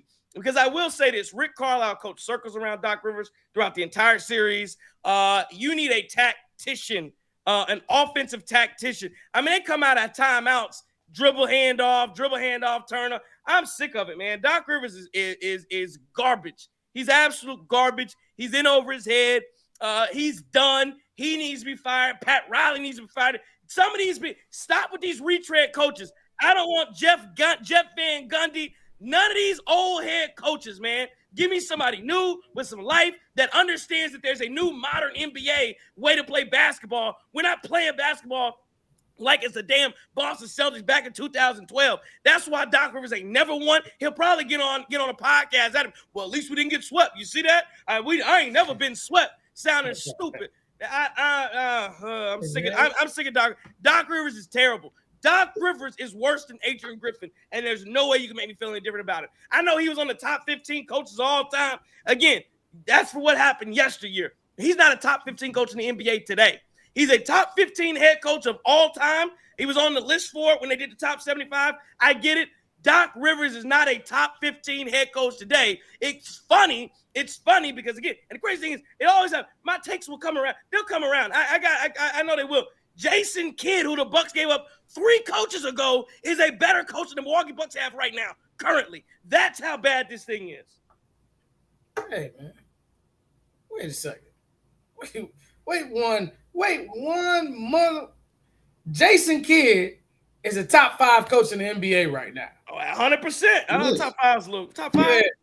Hey, but what you got to do, man? I know you're upset. I know we all upset. Hey, man, that's still a Marquette brother, man. Give him a little bit more respect in that. I disagree. Now, all jokes aside, I disagree with you with the fact that you say these old coaches don't have a place. They have a place in the NBA like what Jeff Van Gundy was this year as an assistant and as a thought process to this or that. I do be an assistant. I do think that Doc can serve a role in our organization, maybe not on the bench. I do think we need a younger coach or a newer philosophy. I don't even think it necessarily has to be younger as far as an age. Because you know what? Rick Carlisle has done a great job reinventing himself with Indiana. He has a bunch of role players playing above their basketball card in this series. Nembhard, he starts on maybe 2 teams in the NBA. Highsmith, he might start on 2 teams in Spain. Like TJ McConnell, that dude can't play against nobody but the Bucks. Well, Halliburton, he's kind of all right. And Pascal Siakam's their only legitimate player. Miles Turner is a dude that no one in Indiana wants, but as soon as they get – that's why the whole state's front running. That's why the whole town is front running, because as soon as they do something well, oh, we love you, Miles. He's been on a trade block. He's been in NBA 10 years. He's been on a trade block 9.75 out of 10 years. So if Doc or any of these old retread coaches will not reinvent themselves and buy into the current NBA, then you're right. They got to go. But, you know, shout out to the Marquette Golden Eagles. Just off the rip. And the Dayton Flyers. Sorry. From the way that this series played out, there's no reason to bring his ass back here. The way that we knew, even us guys on the podcast in front of a camera with the microphone, we're talking about maybe running 3-guard lineups with Giannis at the 5, getting Brooke out there. How many times did we hammer that point home? And it took Doc Rivers to the brink of elimination to make that adjustment. And what happened? We played certainly better, closer than all the other games in Indiana. So, like, that to me in itself, those kind of big major adjustments, he was afraid to make those. The only major adjustment he did before this game was taking Taurean Prince out of the starting lineup. That's bad. When you saw Kuzma couldn't play. You saw Brook Lopez couldn't play. Against the starters, at least. That's a fireable. That's a fireable. Sneak that in there. I'll sneak that in there. I'll get a decent job tonight. Tonight, yeah, but Kuzma was off the bench. For once, Kuzma he did okay tonight. He had a couple good rebounds. Yeah, but he was off the bench. He was off the bench. You're right. No, I agree. That's what I'm saying. So he waited to make that adjustment until they were on the brink of elimination. Yes, it should have been made. Yes, it should have been made much. It should have been made much earlier. There's no excuse. There's no excuse for that. I see some stuff in the chat. Mark Gomes is talking again. For the record, just so we know, Horst wanted Kenny Atkinson. He did not want Doc Rivers. He also, I believe he was leaning towards. I don't know this. I believe he's leaning towards Nick Nurse when they ended up getting Giannis wanted Adrian Griffin because he said Nick Nurse has never been a coach before. Never played before. So none of that to me is on John Horst. The only thing I hold John Horst responsible for is the drafting situation. That's all I hold John Horst responsible for. I thought that to me, John Horst, I like him as a GM. We can talk about, people talk about the Kuzma trade. Kuzma trade has not worked out. It has not worked out. It did not work out. Now, again, for financial reasons, I think that's fine. It was fine. But for an on-court product, the Kuzma trade did not work. But I could also say that about the Dame trade. The Dame trade has, we say injuries, whatever you want to call it, it hasn't worked. It has not worked. That doesn't mean that wasn't the right thing to do. And I believe trading Chris Middleton was the right thing to do. I don't believe that Kyle Kuzma was the first option for Chris Middleton. It happened because Chris Middleton has no value around the league. They wanted Jimmy Butler. They wanted Zach LaVine. There were some rumors about Jeremy Grant. And I don't know how good he is. But the point is, it ended up being Kuzma because the league valued Chris Middleton as a guy with no ankles, and you had to throw AJ Johnson in with it. So that just shows you how much Chris Middleton was valued around the league. So you had to trade him. The issue was you should have traded him a year earlier. But again, I don't know how much he could have done that. The Drew Holiday trade. Giannis wanted Dame. So I don't even know that really. I don't even know if Horst would have went after Damian Lillard. I don't know what he would have done. He went and got Damian Lillard for Giannis because that's what Giannis was running around on podcasts asking for. I ask you this because again, we've been all over the place, fellas. Do you believe that just right now, if you had to put your money on it, is Giannis asking out? Is he asking to leave or is he not? I'm just curious if that's your thought process. Anybody? No. Okay, go ahead. Go ahead. If the quote unquote meeting is tomorrow, probably.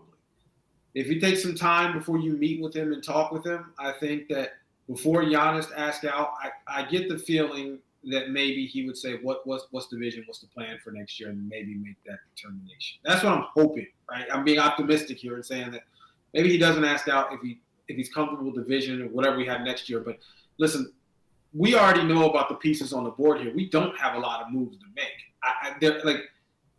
How exactly do we get better next year? It's kind of tough to figure out, right? Because I know we're talking about moving Brooke. I know there's potential to move by. I know there's some trades, some things we can, some things we may be able to do. But Dame, you got a young core, you got Doc. You may get the same thing all over again. I don't know how impressed he was by Doc. Listen, I think it wouldn't surprise me if he did.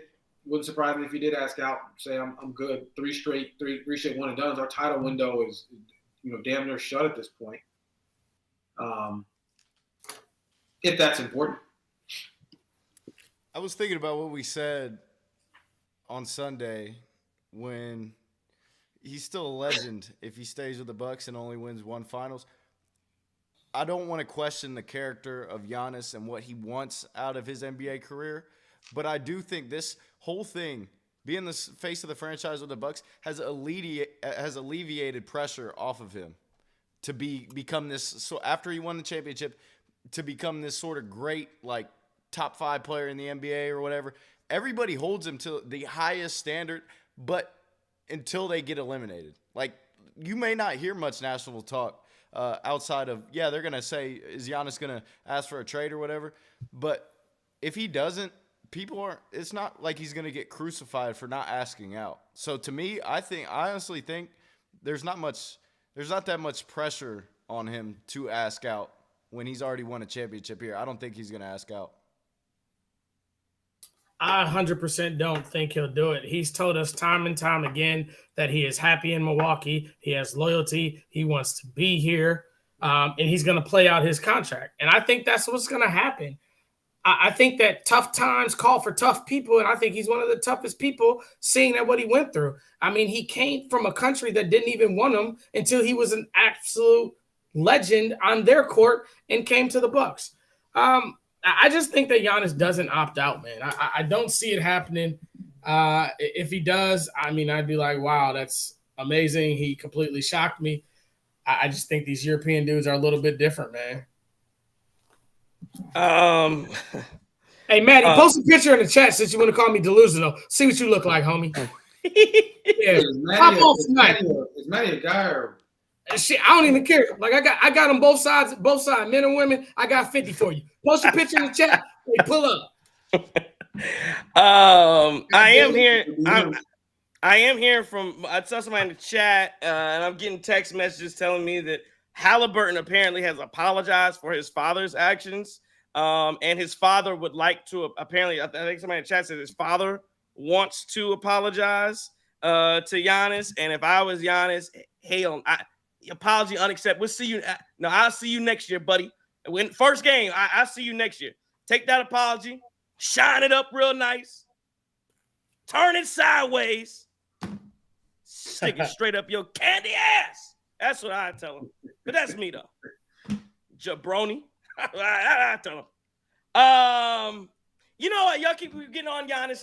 Will Giannis leave? Again, I would say if it was me, I would. There's no way. To me, I probably would. I think you're right, Chris. I don't think there's any pressure on Giannis. I think everybody expects him to ask out. I think that's what they're expecting.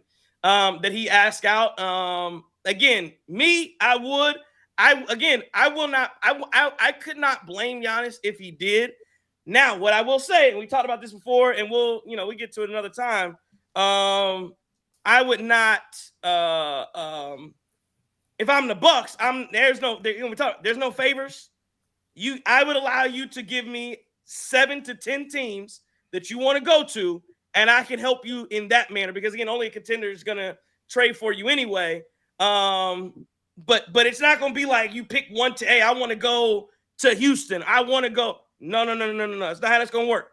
You can give me 10 teams, and I'll find, and I will, and we will. This ain't gonna be a Luka for AD, and we get swindled. There is no favor. The favor you're getting is gonna be 10 to 12 teams. You can give me that you'd be okay going to, and I'll help facilitate that. This is not gonna be a service where like Uber, we're gonna take you to your preferred destination. Absolutely not. Not doing that. I don't think that you have to do. John Horst would have to do what's in the best interest of the Milwaukee Bucks. But I will say this: if again, I said I would leave. I don't think Giannis does it because I think Giannis is one of those. When he talks about loyalty, I think he's one of those guys that he will play out his contract, and if he left, he would leave in free agency. That's what I think about. Yeah, I think he may leave. I don't think he goes into the office and says, "Hey, trade me." I don't think he has that in him. To me, that would be a total 180 from what I think I know about Giannis. Now, he could. He's definitely more Hollywood than when he first got to Milwaukee. No question about that.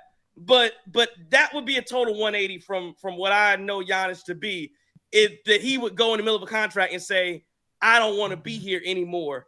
I don't personally see it. But he could. I'm not going to say it's out of the realm of possibility. I think there's some people, he'd never do that. I don't know. If I had to put money on it, I would say he doesn't.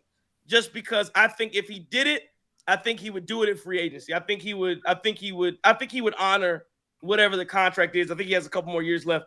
I think he would honor that versus asking out. That's just me though. He could definitely surprise me though. But would it be a situation where he says it's me or Doc? Oh, that's reasonable for him to be like, look, it's me or Doc. If you ain't gonna get rid of him, trade me. I don't even think he does that because at this point, Giannis should be like, dog, don't ask me nothing because Giannis has screwed up every pick he wanted to do. He screwed it up. Giannis just need to play basketball. He screwed up. He wanted Damian Lillard, didn't work. He wanted Adrian Griffin. Again, I think Adrian Griffin was fine, coach. But then the issue was he didn't back Adrian Griffin. He wanted Adrian Griffin, and then he reversed course, and he was like, you know what? I don't want Adrian Griffin. So no, I don't want to ask Giannis nothing. I have nothing to say about Giannis. It's funny. Detroit's up 103-100 on the New York Knicks with 25 seconds to go. I bet you they find a way to win. Put Gary Trent on their team, they lose. Sorry. Just had to throw that in there. Gary Trent, listen, man, I still can't believe he did that. I'm still shocked that he blew the game like that. I can't remember the last time he's blown it. I'm trying to remember the last time a game has been blown like in that manner.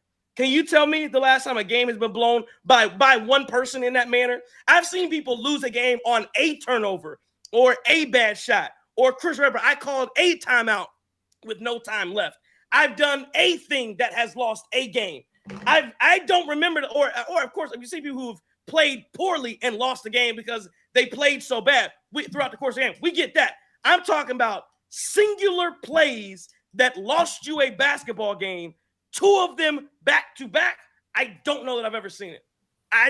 Somebody in the chat, give me an example of a time where back to back possessions, somebody has, it was nobody else's fault but yours. Like literally, it wasn't like, oh, this is combined. Oh, people fumbled the ball. No, you threw the ball to another team, and then you go back and the ball falls in between your legs. I don't know. I don't know that I've ever seen it. Only time I remembered is Spike Lee, and he's not a player. Spike Lee got in Reggie Miller's head. He scored 7 points in, what was it, like 13 seconds or something crazy like that. Oh, Jesus. I lied. Oh, they got the ball back. I was about to. It was close up. That's why just threw the ball. That's why everybody. Detroit was trying to throw it away too, man. And they Inbound still basketball. kept it. That's how hard it is to lose a game like that. Sorry.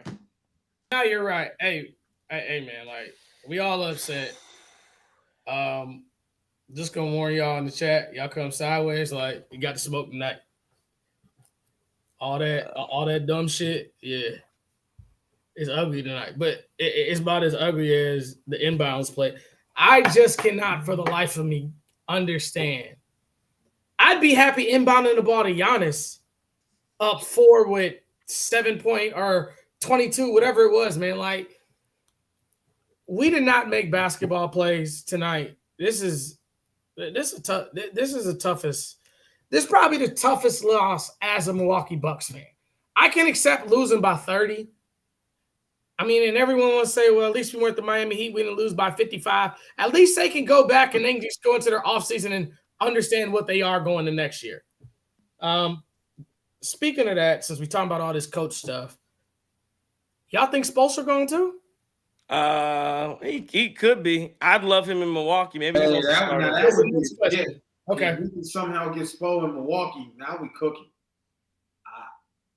Yeah, I would love that. He's looking to leave Miami, or like? I think it may be a mutual decision by the way that things have ended. Heat culture is dead, and they may want to go in a different direction. We could as well. I mean, it's just so many different variables out there. Like, this is the show. I've enjoyed every single show with all y'all in the chat and stuff like that, and definitely all y'all three brothers, man. But this is a show I dreaded the most. I didn't think it would come against the Indiana Pacers in the first round. And I definitely didn't think it would come in Game 5. This team has so much talent, and our guys in this series, to me, played underneath. I'm always talking about the basketball cards. Used to be a basketball card collector back in my day. We played underneath our basketball cards, and their guys played above it. And to me, that is the biggest difference in this series. Trey, if I could say one more thing. Say whatever you want. Chris King, if I could say one more thing. JT, if I could say one more thing. Because there's been a lot of mofos in the chat trying to kill me for the Kuzma jersey, for the Kuzma this. Explain it. Just remember, out of the 4 of us as a collective whole, I was the one that didn't want to trade Chris Middleton. Right. That's true. So all you Middleton people that try to kill me, I was on your side. Right. But I'm a Bucks fan. I didn't want to trade Bobby, and I damn sure don't want to trade Giannis. But I'm going to tell you one thing. And all y'all Bobby in the chat. played like shit tonight too, by the way. I forgot to He talk so about did. that. He played bad. But He go was ahead. terrible. Sorry, I didn't mean to. No, he was terrible. And it was still overshadowed by whatever the hell Gary traded. I couldn't get to what Bobby did. But yeah, you're right. He did. Go ahead. And I made this point with the homie Armin and them on their show. Marcus Hayslip, first-round pick. John Henson, first-round pick. Joe Alexander, first-round pick. Yi Jilian, first-round pick. So if you want to trade Giannis for draft picks, there's these guys you look at in Boston. There's these guys you look at in OKC. And then there's guys that are just guys. And that is a big roll of the dice. I'm not ready to take that with 34 yet. And you talk about this Deer District, you talk about downtown, what we got going on in the city of Milwaukee. Shout out to Cavalier Johnson. Hey, man, that mayor seat even going to get hot once Giannis gone and you got 2,000 people at a Tuesday night game.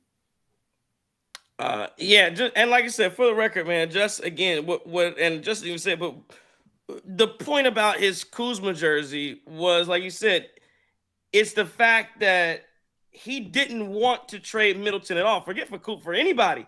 He didn't want Jimmy Butler. He didn't want Chris Middleton gone at all. But the point is talking about how much of you root for the front of the jersey. That's what the Kuzma jersey was about, you idiots in the chat. It was about that he's a fan for the front of the jersey, and whoever plays for the Milwaukee Bucks, that's who he supports. So that is why I thought it was, again, it's a big deal. You don't have to go be a what do you call it, a midi-sexual to go to support Chris Middleton, but still be on his side and say, hey, he's not here anymore. That was the point of his Kuzma jersey. We've got a couple super chats. DJ Droop says, how much blame we putting on the Freak for this L? How about zero, none, nada, none, zero, zilch? Giving zero issues with Giannis at all. I thought the first half, he's getting hacked all over the place. They don't call anything. I thought he did a great job feeding guys the basketball. And they played well. And then the second half, he got to work scoring the basketball. Reapers goes to the super chat, says, now if the Pacers get swept by the Cavs, we won't hear a word from Pacers fans. Oh, of course.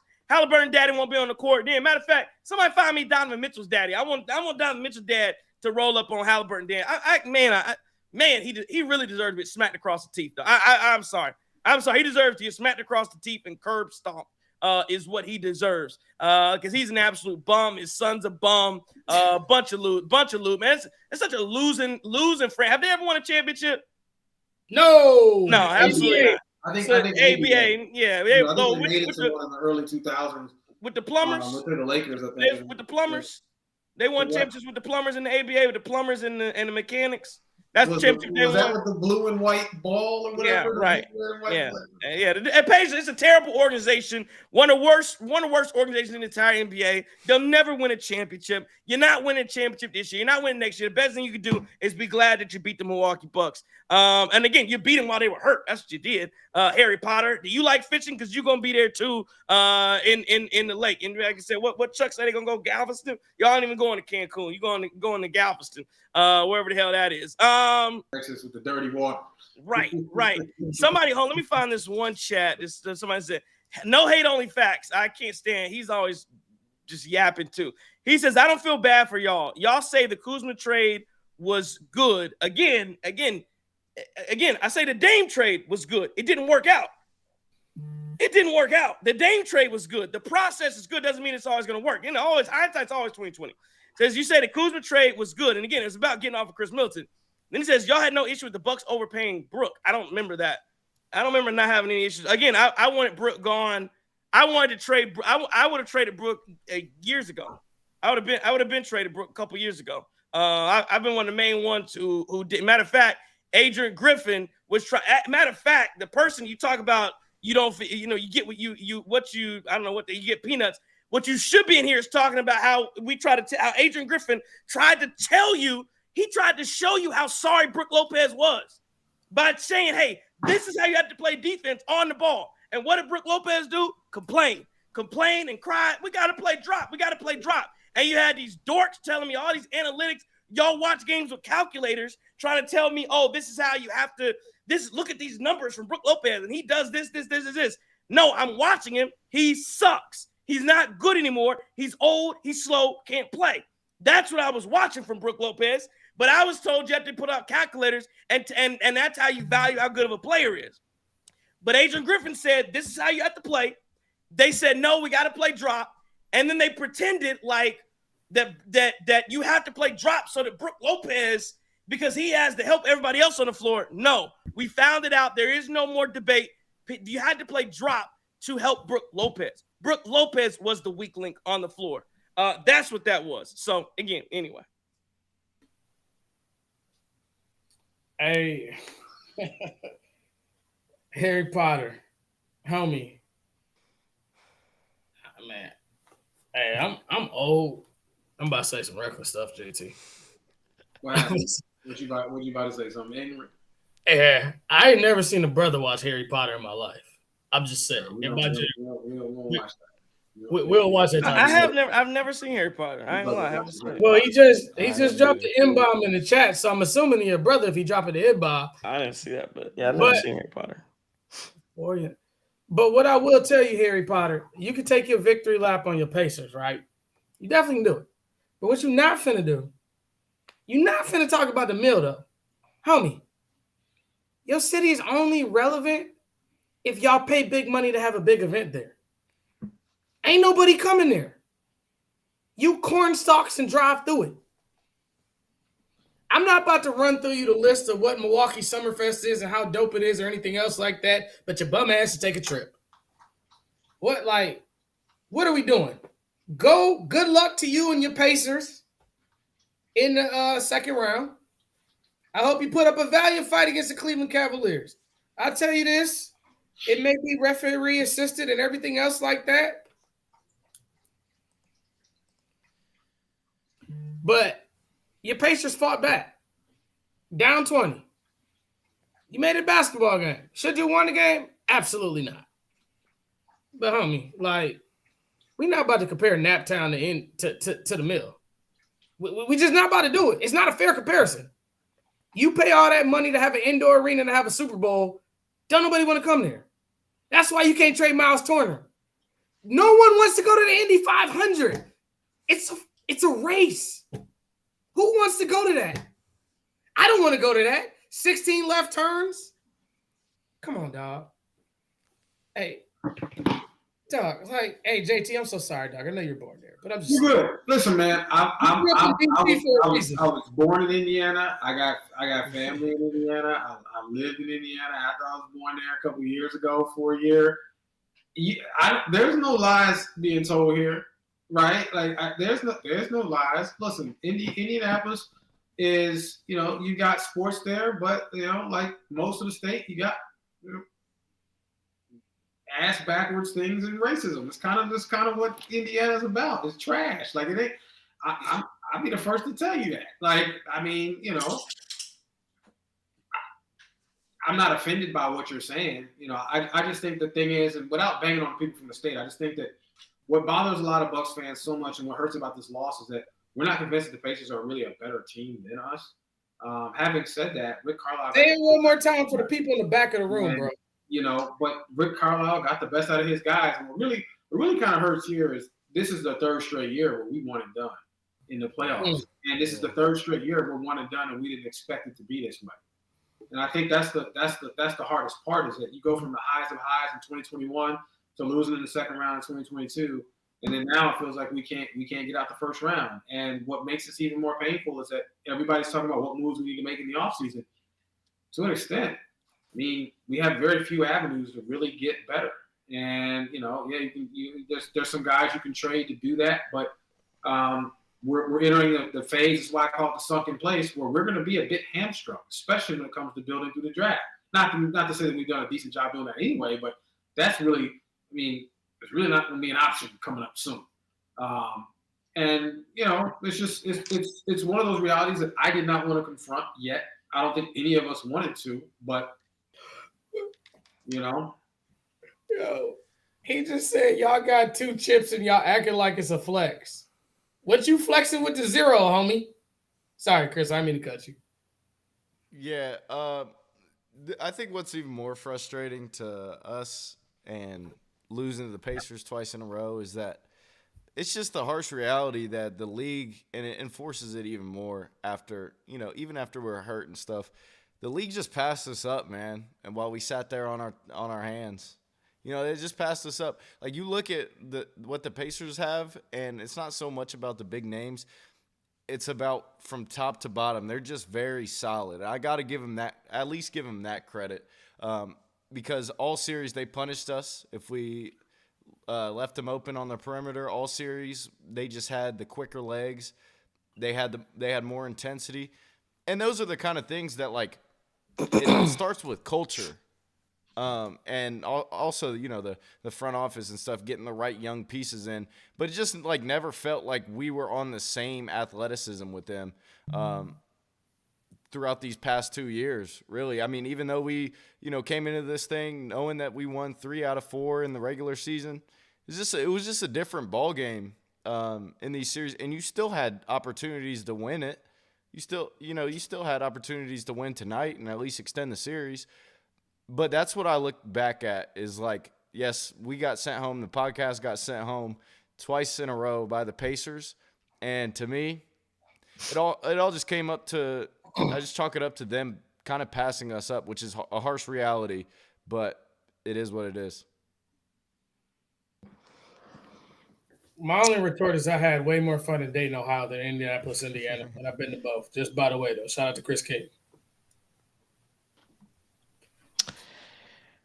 Yeah, man. It's just it is. This is a tough one, man. This is a tough one to take. We didn't get to really anything about. I mean, we didn't. I mean, the game season's over. I don't think you really got to. You don't have to evaluate the game and all that kind of stuff. I don't think you really have to. We just thought about the end of that basketball game. So I think we'll do we will do an end of year finale show where I think we can do a little more of a deep dive. We can let this digest a little bit, do more of a deep dive into the future. Because when you look at the Milwaukee Bucks, and again, I won't get all the way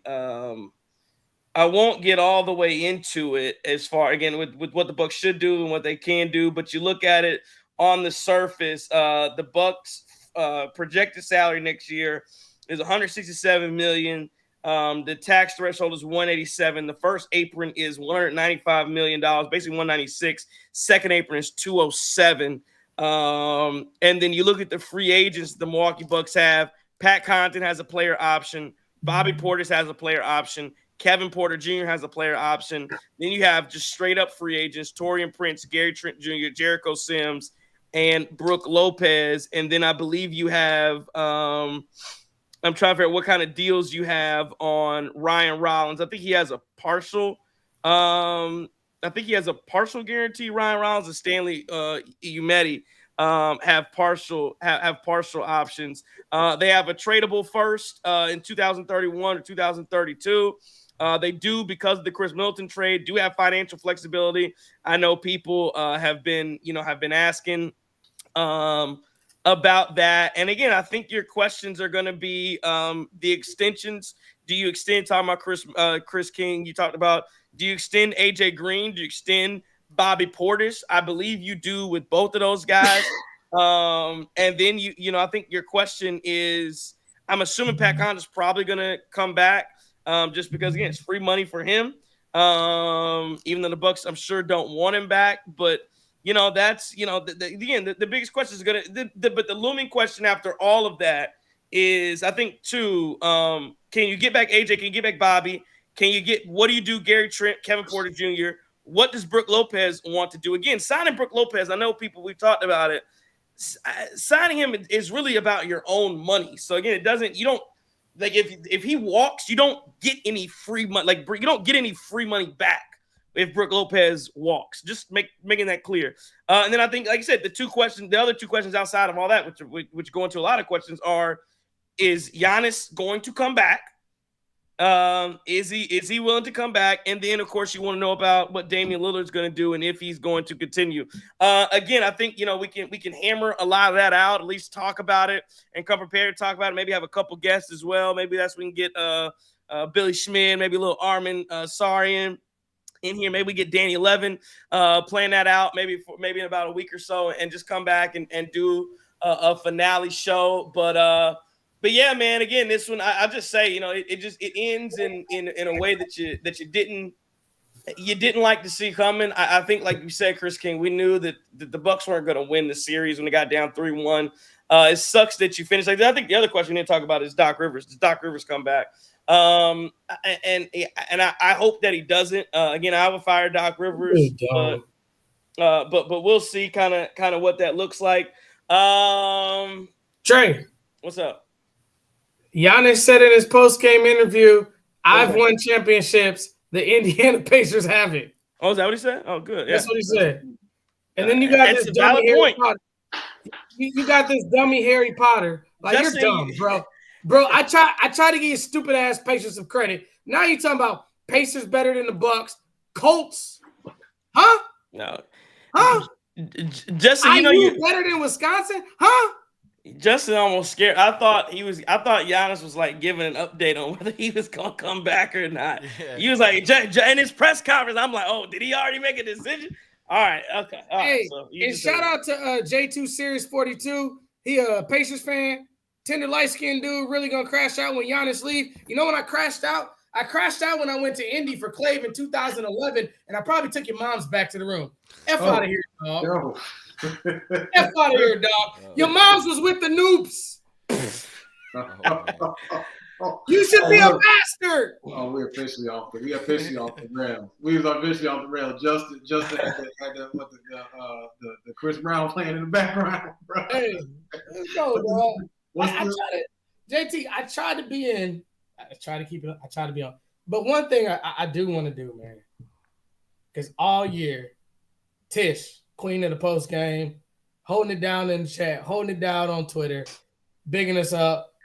Todd, even though we don't agree with a lot of your takes. Yep. A lot of y'all homies in the chat that are true Bucks fans. Iron Man. Who am I forgetting? Trey and Chris King and JT. I'm forgetting a lot of people. But we just NYC, man. NYC. Oh, been yeah. here. Yeah. NYC William. got the bonus at work. Oh, Yeah, he was throwing it to us. I appreciate that. Hey, there's a lot of people. Yeah, William, Adridge. You know, my one of my personal funny one, Hunt Jaculate. You know, Hunt Jaculate. Folks. Poor K no good. Poor K no. Poor K is on. Usually he be on Twitter. I don't know if he be in the YouTube a lot. He be on Kristen Twitter a lot. Gallego showing up, giving me compliments. Yeah. Kristen, what's happening? Where Kristen at? Kristen in the chat. Can we pause all the she was actually watching the game with me, so she's down about it too. Can we get that Dayton Flyer softball update? Because that's what we really been waiting for. F the Bucks. What we doing in Dayton, bro? Chris, you got Kristen in the couch behind you, bro? No. I just gotta ask that question. Kristen in the couch behind you. They play George Mason this weekend, and then they go to the A-10 tournament. So hopefully they win the A-10 tournament, the NCAA tournament. Hey, and the good thing there's really no good things about the Bucks losing, but I'll have time to go see that College World Series, the softball College World Series. So that softball College World Series is must see. It is. Let me tell you, it'd be must see every year. You know, even if you're not a softball fan, it can be entertaining. And just going back, so I see the quote you're talking about, Justin. Giannis on the interaction said he didn't want to talk about it. He said, we lost the game. It doesn't matter. I will say I believe in being humble in victory. That's the way I am. There are a lot of people out there that say when you win, you got to talk shit. It's a green light for you to be disrespectful. I disagree. Last one he said, I've won a championship. They haven't. That doesn't say anything. I'm not trying to minimize their effort. But I remember when I won, my mom, she's never missed a game from February 11th to 13th. She came to Milwaukee. She never missed a game. When I won a championship, I remember my mom was scared to cross. Am I allowed to come hug my son? And so, again, that's the difference. That's the difference between the Antetokounmpos and the bum-ass Halliburtons. Giannis won a championship. Some of the Indiana Pacers will never experience in their life. Anybody in what's the man's name? Harry Potter. You'll never experience it in your lifetime. Because to be honest with you, Halliburton's not a good enough player to be your best player on the team and win a championship. So until that changes, until your best two players are not Tyrese Halliburton and Pascal Doo-Doo Man Siakam, until those are your two best. When those, his breath just look like it stank. He like he ain't took a shower in a week. Nigga look like he stank. So I know it's like he looked like his toenails are cutting up his socks. Is it crazy to say he looked like he was the one on Captain Phillips' boat? That is crazy coming. That is crazy. That's crazy, Nick Chris. That's crazy, Chris. I didn't do that, Chris. That's not that crazy. They look alike. I ain't the captain now. That's crazy. All right, I'll stop. Yeah. I'll stop. That's. I was just trying to tiptoe the line. I was just trying to put a feeler out there. I don't know. Yeah, you habitual line stepper right there. You all over it. It's not pipe bomb. That is crazy. Yeah, no. Pipe goes over it. He don't step on it. He be on it. That's crazy. Halliburton and Pascal Siakam, when they're your two best players, you're not winning no championship. So the best you could do is win another round, beat some hurt teams. Because again, they beat the Knicks. Didn't they beat the Knicks last year too? When they hurt, if I recall. Jalen went down. Absolutely. Right. So Tyrese Halliburton in his career has really done nothing but beat hurt teams. And when you win it, did they what was the series when they played Boston? How did that series end up? I think they had them brooms. They got swept. Oh, right. Boston had the brooms. Yeah, so when you played an actual basketball team that players weren't hurt, they got swept. So Tyrese Halliburton hasn't won anything of substance in his career. But the issue is that they get to compete Well, that's past the fine. first You round. compete all you want. Yeah, they get to, and they sent us Yes. home twice in a row. And That's if- the and if- biggest issue I have with this BS. And if their players were hurt, we would have done it too. Again, they just happened to not be hurt going into the playoffs, which again, cool, great for them. They'll lose eventually, and that's fine. They'll never win a championship. But the point I'm making here is the Milwaukee Bucks won an actual championship, and Giannis's mom was asking, "Can I come across the line to hug?" Everything's over. She wanted to know, could she hug her son? And you got this dumbass milk dud looking doofus face bum from Bumble, wherever Oshkosh, wherever the hell he's from. You got this bum coming up, and the first he does is have a towel and get in Giannis's face. Like, dog, it just, again, classless organization. That is reminiscent of, remember when Pat Beverly and them boys was jumping up across the table? Yeah. When they won the play? play.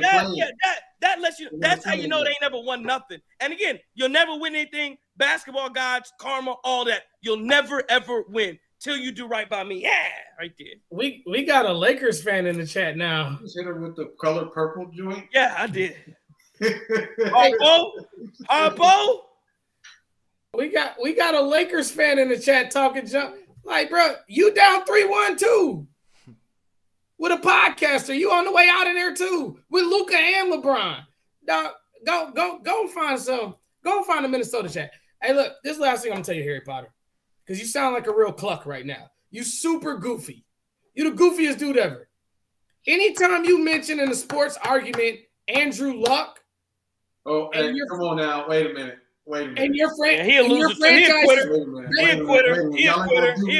Do Andrew like no, that. we about to do Andrew. We about to do Andrew Luck like that. Don't do Andrew like that. Oh, we about to cook him.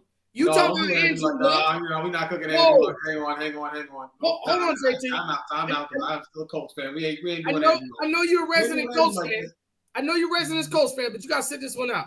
You talking about Andrew Luck, and you talking about the Indianapolis Colts. What, I don't know what the hell they are. They ain't never been relevant since Peyton Manning left. You a better franchise than the Green Bay Packers? Sir, sit your bum ass down. You goofy as hell. You just goofy. It's goofy. Shout out to Tom Crean, by the way, Indiana basketball. Bum ass. What's the name? Andrew Luck is a quitter, though. I ain't gonna lie. Yeah, he quit. The man lacerated his kidney. Most people don't even know you can lacerate your damn kidney. The man lacerated his kidney playing against that awful offensive line and tried to still come back, spitting blood and everything. We're not gonna call Andrew Luck a bum.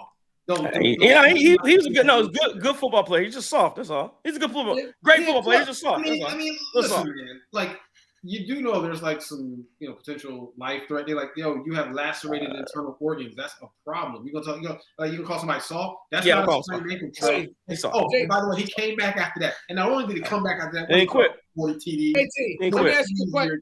Let me ask you a question, because we so far off the rails. Who cares? JT, you're a resident Colts fan. Green Bay Packers and Indianapolis Colts. Who's a better franchise? So it's hard for me because Green Bay has a ton of titles, but Indianapolis has a ton of titles too. But it's so long ago, right? It's like barely past integration when these franchises were racking up all these titles, and it was the pre-HD TV. Can I pause you? Can I pause you? So the only thing black y'all had when y'all was winning championships was United shoes. Keep going. Are you playing right now?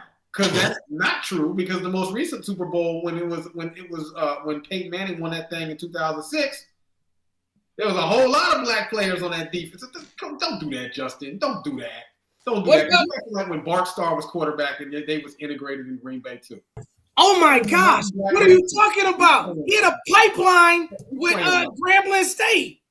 He had a pipeline with Grambling State. When Bart Starr was quarterbacking? Yes. This is what happens when the Bucks lose.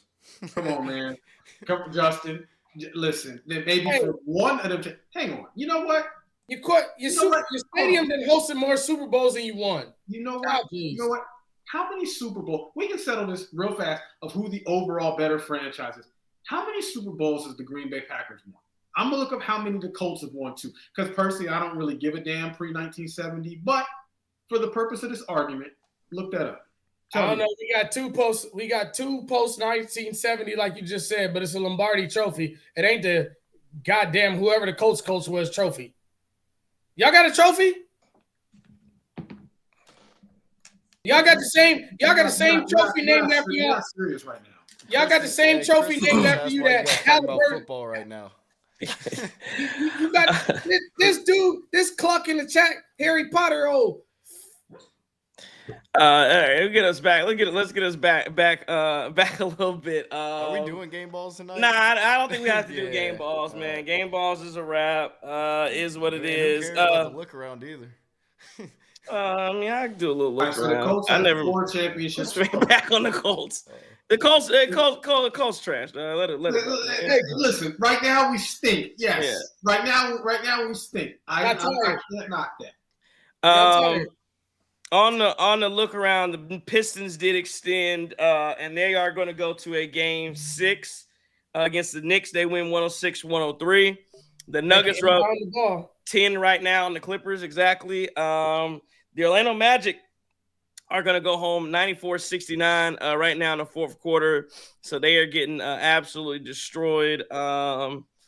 Man, oh man, that's a tough way to end it. I mean, again, I thought the Bucks were all likely not going to win the series, but to lose it like that, it just, I mean, that was just an insane way to lose that basketball game. And again, so a lot of questions coming up for the Milwaukee Bucks that they have to have answered. He's your boy Reaper's Ghost, my dude. What happened? He said he take the Panthers over the Colts, my dude. I mean, right now, yeah, but like, let's be honest here now, Justin. Now, listen, I ain't trying to do this to Green Bay fans. I don't want to throw this grenade, but I will do it. You know, a lot of them championships. You look at the years them championships came. 1929, 1930, 1930. I mean, God, with the Great Depression? Come on, man. 1936, 1939, 1944. You can't tell me no brothers. The Brown versus Board didn't pass till what, 1964? You got two Super Bowls. We got 4 and we created it. Keep going though. Understand that, but what I'm saying though is when you start talking about some of these Super Bowls, a whole lot of these Super Bowls, bro, 9 of them came when 9 of them didn't really matter. That's all I'm saying. Is like 9 of them didn't. I mean, come on, man. We give a damn about. All right, so we can subtract. We can subtract the 13 from the 9. We still got 4. You got 2. And you got 4, right? Okay. So now we're having an honest argument here. You got 4 Super Bowls. Indy has what, 2? So obviously the Green Bay Packers, from a franchise perspective, have done better than the Indianapolis Colts. Super chat from NYC Demon says almost 2 hours later, and I'm still pissed. Blow it the F up. Hallie owns us. Send our ass home 2 years in a row. Seriously though, Doc has to go. I'm not going with the Hallie owns us, man. Like again, the Bucks were again both years. I'm not going with it because both years you were hurt. You're either Giannis was out or Dame was out. So yeah, you own a team that's not healthy. So cool. If that helps you sleep at night.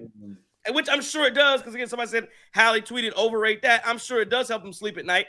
Because again, that's all you have. They don't have no awards for we beat the Milwaukee Bucks 2 years in the playoffs. There are no awards for any of that. And I certainly would hope that Pacers fans as well have much higher aspirations than they don't. No, they don't. They don't. I'm gonna be honest with you. Had we beat the Pacers, we wouldn't be celebrating that. It's not an accomplishment. I mean, whatever, right? Like, yo, let's make it to the next round. So I would hope that Pacers fans do have higher aspirations than that. You're like, oh, I don't care what happens, we just got to beat the Bucks. But like, come on, man, that's silly.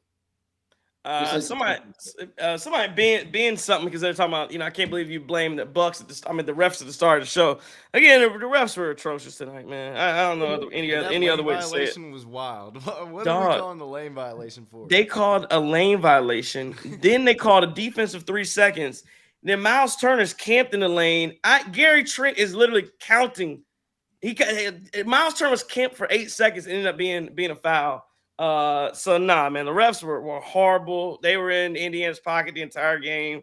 I will say the fourth was better. The fourth was they stayed out of it in the fourth. much better officiated. But ultimately the Bucks did lose the game on their own. But they probably, again, if the official had been as bad, it probably would have been a blowout. It wouldn't even went down to it. But again, you just had to wait it out till Gary Trent decided to. Like I said, I don't know. I really don't know. They opened an investigation. I'll tell you this. I would check the wires from Gary Trent going in and out. Because, again, he's on a minimum contract. I don't know. There's a legitimate question. Legitimate question. Legitimate question. What's my man's name? Legitimate question. Javante Porter. What's my man? It was Javante Porter. Wasn't it? Yeah. We're not doing this. Yeah. Listen, man. I ain't never seen nobody give a game to somebody else like that. We're not doing this. Gary Porter Jr. did not throw this game tonight. No, Gary Porter didn't. Gary Trent. Gary Jr. Him too. Gary DeWan Trent Jr. did not throw this game tonight. Come on now. He just made a mistake. The moment was a bit too big for Gary Trent Jr. There's a difference. He did not throw this game. We're not starting this. Hey, Trey, they talking to you in the chat. Dude said, my God, the Pacers went to the conference finals last year. Again, t-shirts for that? We already talked about it. You beat a hurt. Yes. Yeah. As a matter of fact, did you go to the conference finals if you didn't win a game? Did you really show up to the conference finals if you didn't win a game? Did you really go? I don't know that you went. I don't know that you went to the conference finals if you don't have a game one to show for it. So you didn't do much of anything. Talking about, we did win the NBA Cup. Again, the NBA Cup is more of a trophy. We actually have more hardware than the Indiana Pacers are going to have this year because they will not have won anything outside of beating the Milwaukee Bucks. And they're going to lose to the Cleveland Cavaliers too. Pacing the floor, the Indiana Pacers podcast. But I'm sure whoever runs that account is a loser, just like Tyrese Halliburton's daddy. He says keep spazzing out, just like Giannis did. No, again, Halliburton's daddy is a. There's some word. Again, I have more respect because I'm not gonna say the things I should say about him. But again, I'm coming to you as a father. You just can't do that, man. You just can't do that, man. Pacing the floor to Indiana Pacers podcast, like it's real cool to come up here when we got eliminated. You know, you're gonna front run, typical. But you should have been here before it, and you should have sent a DM to pull up for the joint. You could have been on here with us and had a conversation about Pacers and Bucks before it happened. No, he couldn't. Pacers, damn y'all some hate. Ain't nobody hating. It's the truth. Are you gonna win it? Are you gonna win the championship? No, you're not. So you're a loser. That's what you are. You're a loser. That's what you are. If I'm a hater, you're a loser. You ain't gonna have no banners, no rings, 0 rings, nothing. Bunch of bums. All you gonna do is sit around and talk about Tyrese Halliburton, who's, again, your best player cannot win you a championship. You're wasting. People talking about the Milwaukee Bucks are wasting the championship window. Or people saying the Milwaukee Bucks window is closed. It's closing. Closing. Is not our best player ever, my guy. The Indiana Pacers championship window never opened. You don't have a window. It's shut. Blinds down. All that boarded up shut. And the hole in prison. They ain't got no windows. Anyway. Yeah, that is true. I don't think that the Pacers have enough to win an NBA title at this point. And it may be a harsh reality for them to come to terms with that. But again, they got us, so I can't really say too much. I can't because I'm not a front runner. You guys just aren't that good. Like, you're good enough to beat us, but you're just not that good. That's your issue, and I'm sorry that that's going to be the harsh reality. And here in maybe a couple weeks, or maybe even if you get to the conference finals, but it's it's certainly tough knowing that. I mean, even this team. This Bucks team, we talked about it all year. We're not that good. The league has passed us up, and, we still had an opportunity to force 6 games. I just don't see it with the Pacers. I'm sorry. No, they suck. 608 UW says, Pacer fans in the chat is hilarious. Y'all don't have a post-game show for that garbage championship. No, they probably don't.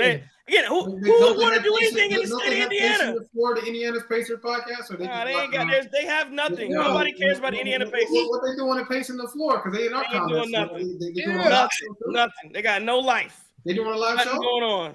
Where they at? Hey, one last – damn, I keep saying one last one, and I got to get on this dude every chance I get. Hey, dude said only one of us have aspirations for a championship this year. Nah, homie. You're wrong. None of us do. Y'all finna be sitting with us too, though. Hey, but 4-1, we understand it. You beat us. Hey, moving off that, I hope Dame heals well. I hope Dame can walk and just be the dad to his kids for the rest of his life, man. I just hope we can figure it out, man. I think next year is going to be a better year than this year. Hopefully, we don't start 2-8. Hopefully, Giannis comes out with a vengeance next year, chip on his shoulder, MVP year, Finals MVP year, and man, let's look forward to the future, man. Chris King gonna consult the boy for drafting, and we're gonna be all right, man. Do we even have a pick this year? I think we only got second round. Yeah, we got second round. God, good luck. He's gonna get a guy that's gonna be sitting on the end of the bench for the whole next year. Yeah, I mean, I do just, I mean, as we kind of wrap up here, I want to give everybody some love that pulled up all year. Even Trey, taking over for me. You gotta see this pacing the Florida Indiana Pacers podcast. Get him, intimate moment with our chat. The people who've been very supportive of us all year. Curly's, shout out to Curly's, man. Did we get the Curly's? Shout out to Curly's, man. Curly's Waffle Sports Bar and Grill been a great sponsor for us all year long, man. Man, really appreciate Curly's and everything they did. Hope you guys watched the game out there. Hope you guys checked out some games at Curly's. Head on out there, man. They've been, again, beautiful, great sponsor of the show. Had a lot of fun talk about them and running their promos. So good deal. Again, Pewaukee, Wisconsin, Lakeview Boulevard, Curly's Waterfront Sports Bar and Grill. Tell them the Guru sent you. Tell them the Cream City Crossover sent you. That's Curly's Waterfront Sports Bar and Grill, proud sponsor of the Cream City Crossover. Yeah. Anything else you guys want to get to after the Bucks have been eliminated? Again, we will do a season wrap up show at some point. I think, like I said, we'll try to get a few guests in here from 973 and have some fun with that. Again, as we continue to break down what this offseason will look like. Again, comes to a familiar end at the hands of the Indiana Pacers. You lose it last year in 6. You lose it this year in 5. Game 5, you lose in, just dramatic fashion. It shouldn't have happened.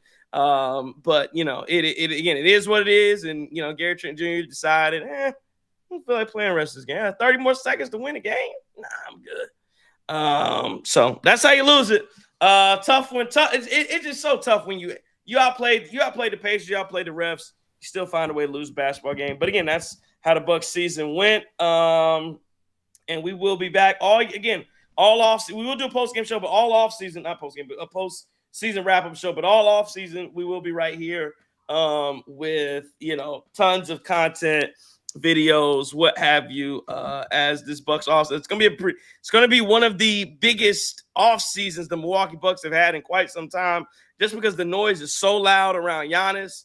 The drama will be there, and again, I hope that Giannis. To me, I hope they make this decision fairly early. They figure it out. Either Giannis come back in the next, because they are going to ask him in his extra interview tomorrow or whatever it is. I'm sure they're going to ask him. And hopefully I would love for him to give a definitive answer. Of course, he'll probably say, I got to get the postseason. Got to go get, relax and not going to think about it right now. But I do hope that that we make a quick decision that it's like, hey, there's no decision to be made. I'm playing the Milwaukee Bucks. And if that happens, like I said, it's going to be an important offseason to figure out. Do you bring back Doc Rivers? Do you not bring back Doc Rivers? Do you who comes back? Who fits this team? I know somebody asked about Kuzma. I think it's just gonna be because of the way he played. I think he's a very tough contract to trade. It's gonna be very tough. So I think Kuzma will be back just because it's just again, you make it $27 million. You played like shit, and I don't think to get rid of him, you'd have to give up a pick. I don't think it makes sense for the Milwaukee Bucks to give up a first-round pick in 2031 or whatever it is just to get off his contract. Like, I wouldn't continue throwing assets away down the line. But again, I think, and somebody else, I think Todd mentioned it, or maybe Chris, somebody, was talking about how, again, the NBA, this is the last thing I'll leave you with. The NBA has, and you mentioned it, has moved away from being a superstar-driven league, where it's still a superstar-driven league, but it's moved away from the best player on the floor winning you games to not having the worst player on the floor.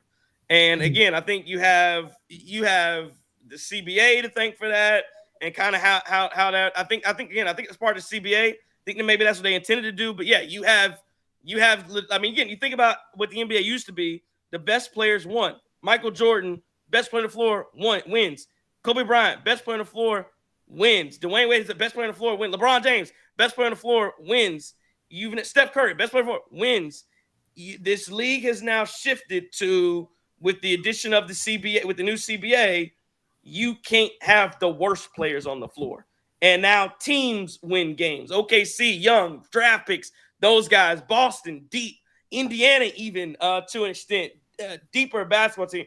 Not having the worst players is now more important than having the best players. But again, that's where I'll leave it. Anything else you guys want to get to before we wrap this thing? I do want to get one more super chat. NYC Demon. He says, I'm not doing this. We would have lost anyway. BS. We were 39 seconds away, and Gary had CTE ball from a game 6 at home. We could have easily pushed it to 7, and Giannis in the game 7 to take it. Trent should be banished. I will say, NYC Demon, you in that respect, you are correct, because again, when we talk about how great Giannis is, I cannot take anything away from him.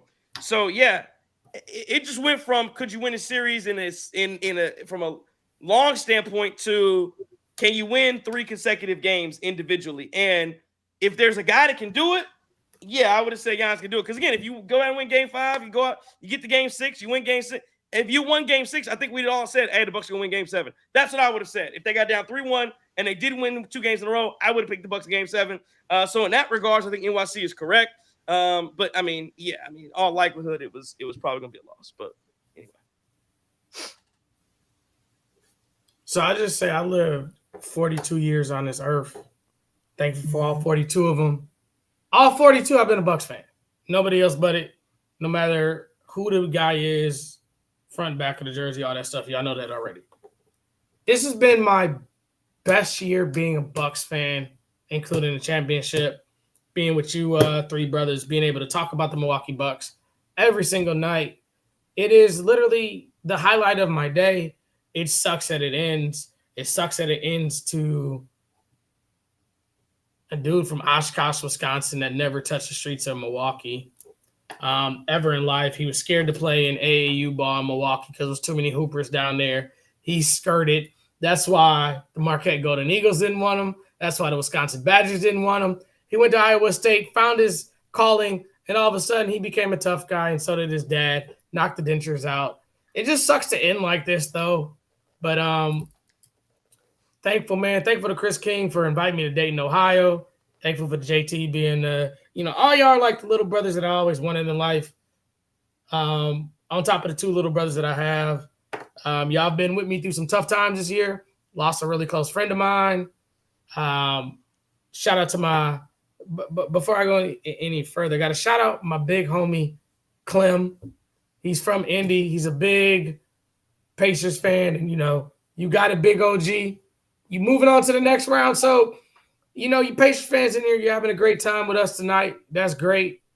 But your focus needs to be the Cleveland Cavaliers now. Because had the Milwaukee Bucks win, we wouldn't have paid you 2 seconds of time if we were moving on. And that's what you should do.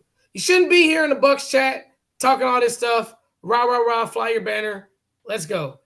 But if you truly want to be a championship fan and a championship organization, your focus needs to move on, man. I hope Tyler Halliburton's dad's dentures or implants are okay. Lucky that Giannis didn't knock him out. I still think Indy's a trash-ass city. I still think your franchise is trash. I think Indiana basketball hasn't been relevant since Bobby Knight threw a chair across the floor. I think the Indianapolis Colts are a trash-ass franchise. They ain't been shit since Peyton Manning left. And, F you, Indiana, the entire state. From Maryville all the way down to the tip, no pause.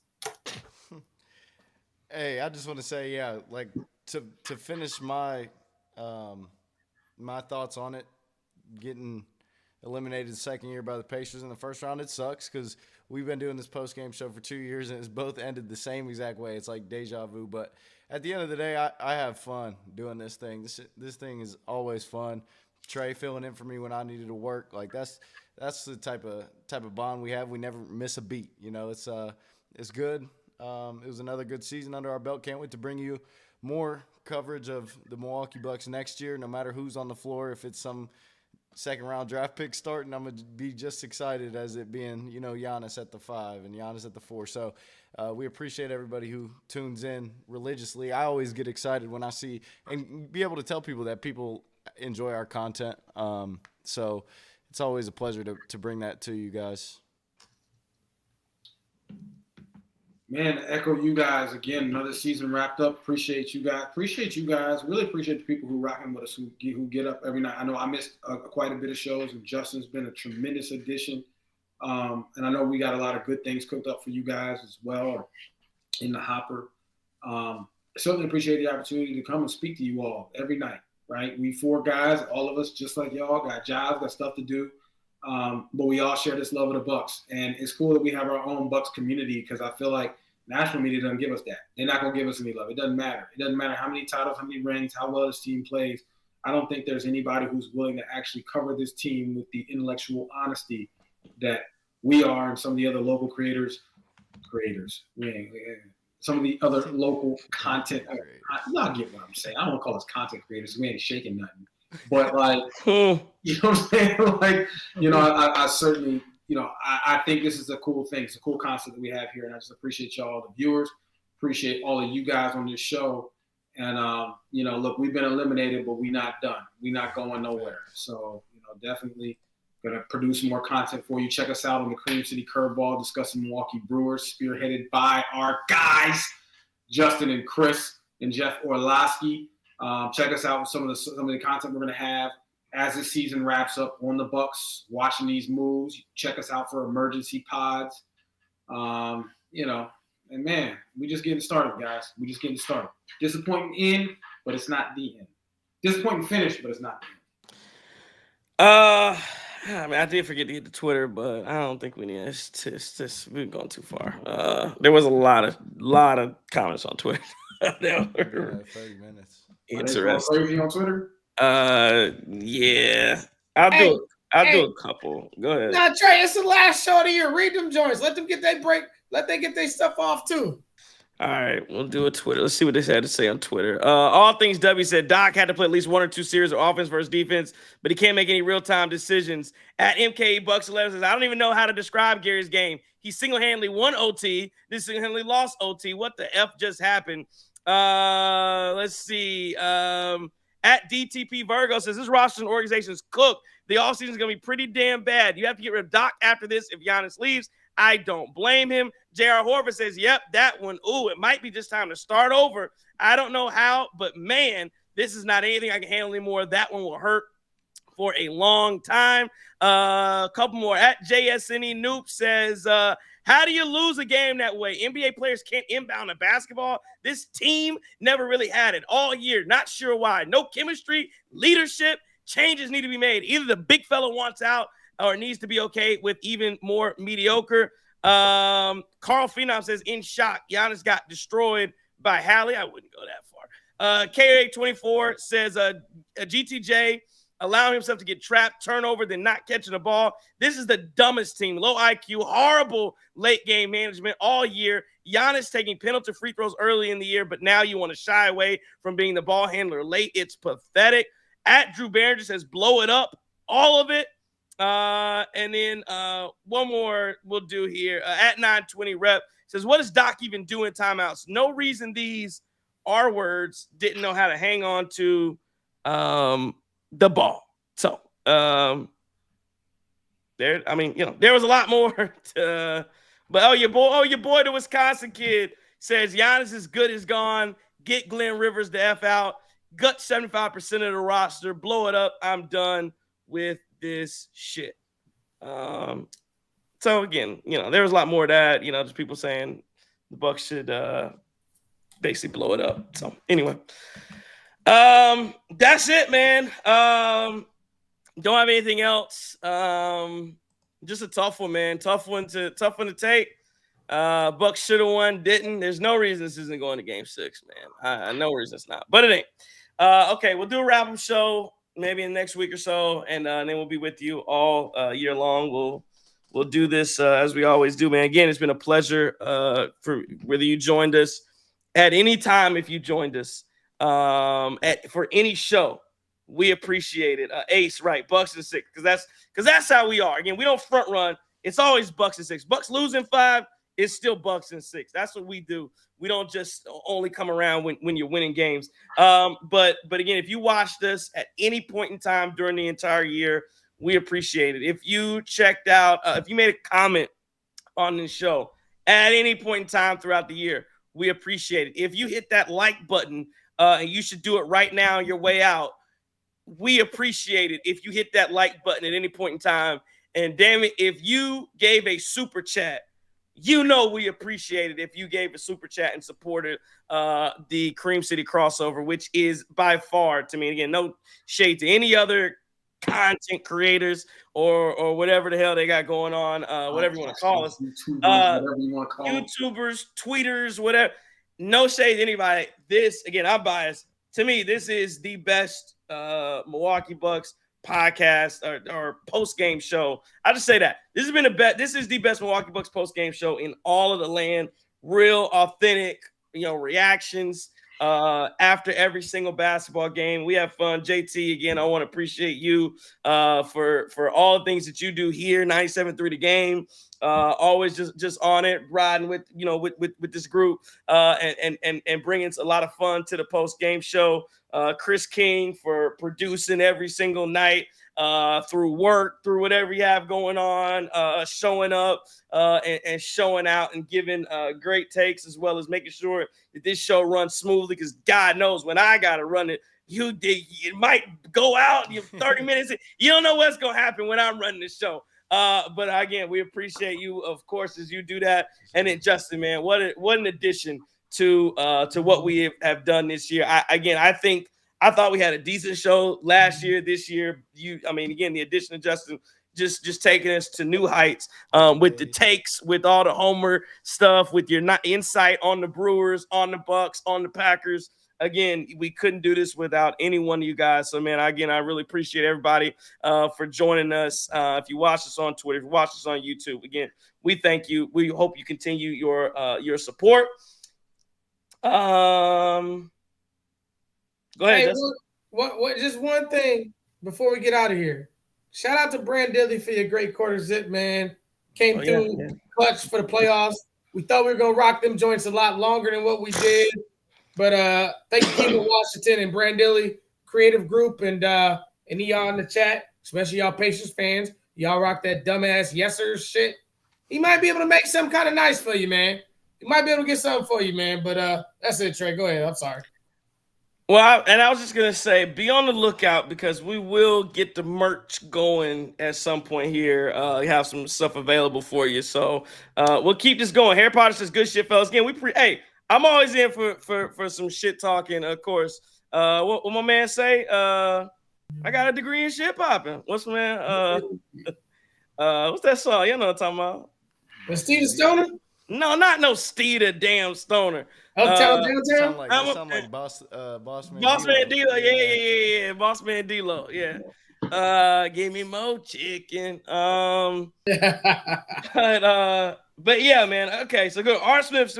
Last comment. R. Smith says yes, sirs. Okay, that's how we end the chat. What is it?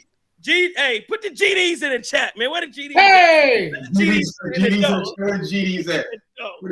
Hey, GDs in the chat. We can't close out without JT giving some dating advice to. I was really about to get. Hey, listen, man. I ain't got no dating advice. What I'll say is, hey, for Chris King, go ahead and go on that Theragun date, brother. I already know. I got some Theragun date's crazy. Passing the Theragun back and forth, man. That's the life of the college athlete now. So I'm already knowing Chris King. But no, I mean, seriously though, I think of something to tell y'all, man. The one thing I'll tell y'all is this. One thing I learned in life, hey, if it looks too good to be true, it often is. And disappointment is a part of life. but it doesn't have to always be your life. So just remember that too, right? It's a part, but it's not always. But sometimes, let me not go completely off the rail. Really get up in there. Did see the tweet from I don't know what she posted on, but she Kristen Gallego said best post game shows. We appreciate it. Kristen Gallego. Shout out to Dayton softball. She ain't ever really appeared on it. Shout out to Dayton softball. We got to get pull up Chris King one time for one time. To give us some Dayton Maybe I'll just start doing like in the off season how we're looking for stuff to do. I might just start doing a vlog. There we go. Hey, just like what's my man's name? Q and Trixie. I'm gonna just start doing vlogs. I got an idea. All right. What if you have Kristen Gallego as a special guest on the Cream City Curveball? Okay. And let her comment on what she sees. That's some good. We'll do that. She got a gang of games once they're in the off season or once their season is over. She comes she pulls up, gets her podcast game on, and drops some gems a little bit. I like it. Knowledge bombs. That's great. DY24 said we already did Twitter. We did Twitter. And a matter of fact, I think we did your comment too. So we did Twitter. Tish says Chris King just cheesing. That's hilarious. Hey, he should be. Hey, I got some dating advice. Should I get his dating advice, JT? Man, go ahead, pass. You might as well. You get it off your chest. Especially for pacing the Florida Indianapolis Pacers podcast. Hey, man, if you date your cousin, she's not really your girlfriend. See, Justin. I should have known Justin was going to come with a flamethrower. I should have known. How do we walk into this? Good stuff, fellas. All right, man. Again, one last time. Good stuff. Appreciate everybody joining us, man. Let's wrap this thing up. This has, for the last time in the Bucks season. Next time we do this, we're officially in the off season, but next time we have a starting the show, we will be in the off season officially. But for the last time, this has been a Cream City Media Group production from the Group Check Officer there. JT, Chris King, Justin. If I am the enemy, it is only because I dare to tell you the truth. Don't take no wood nickels.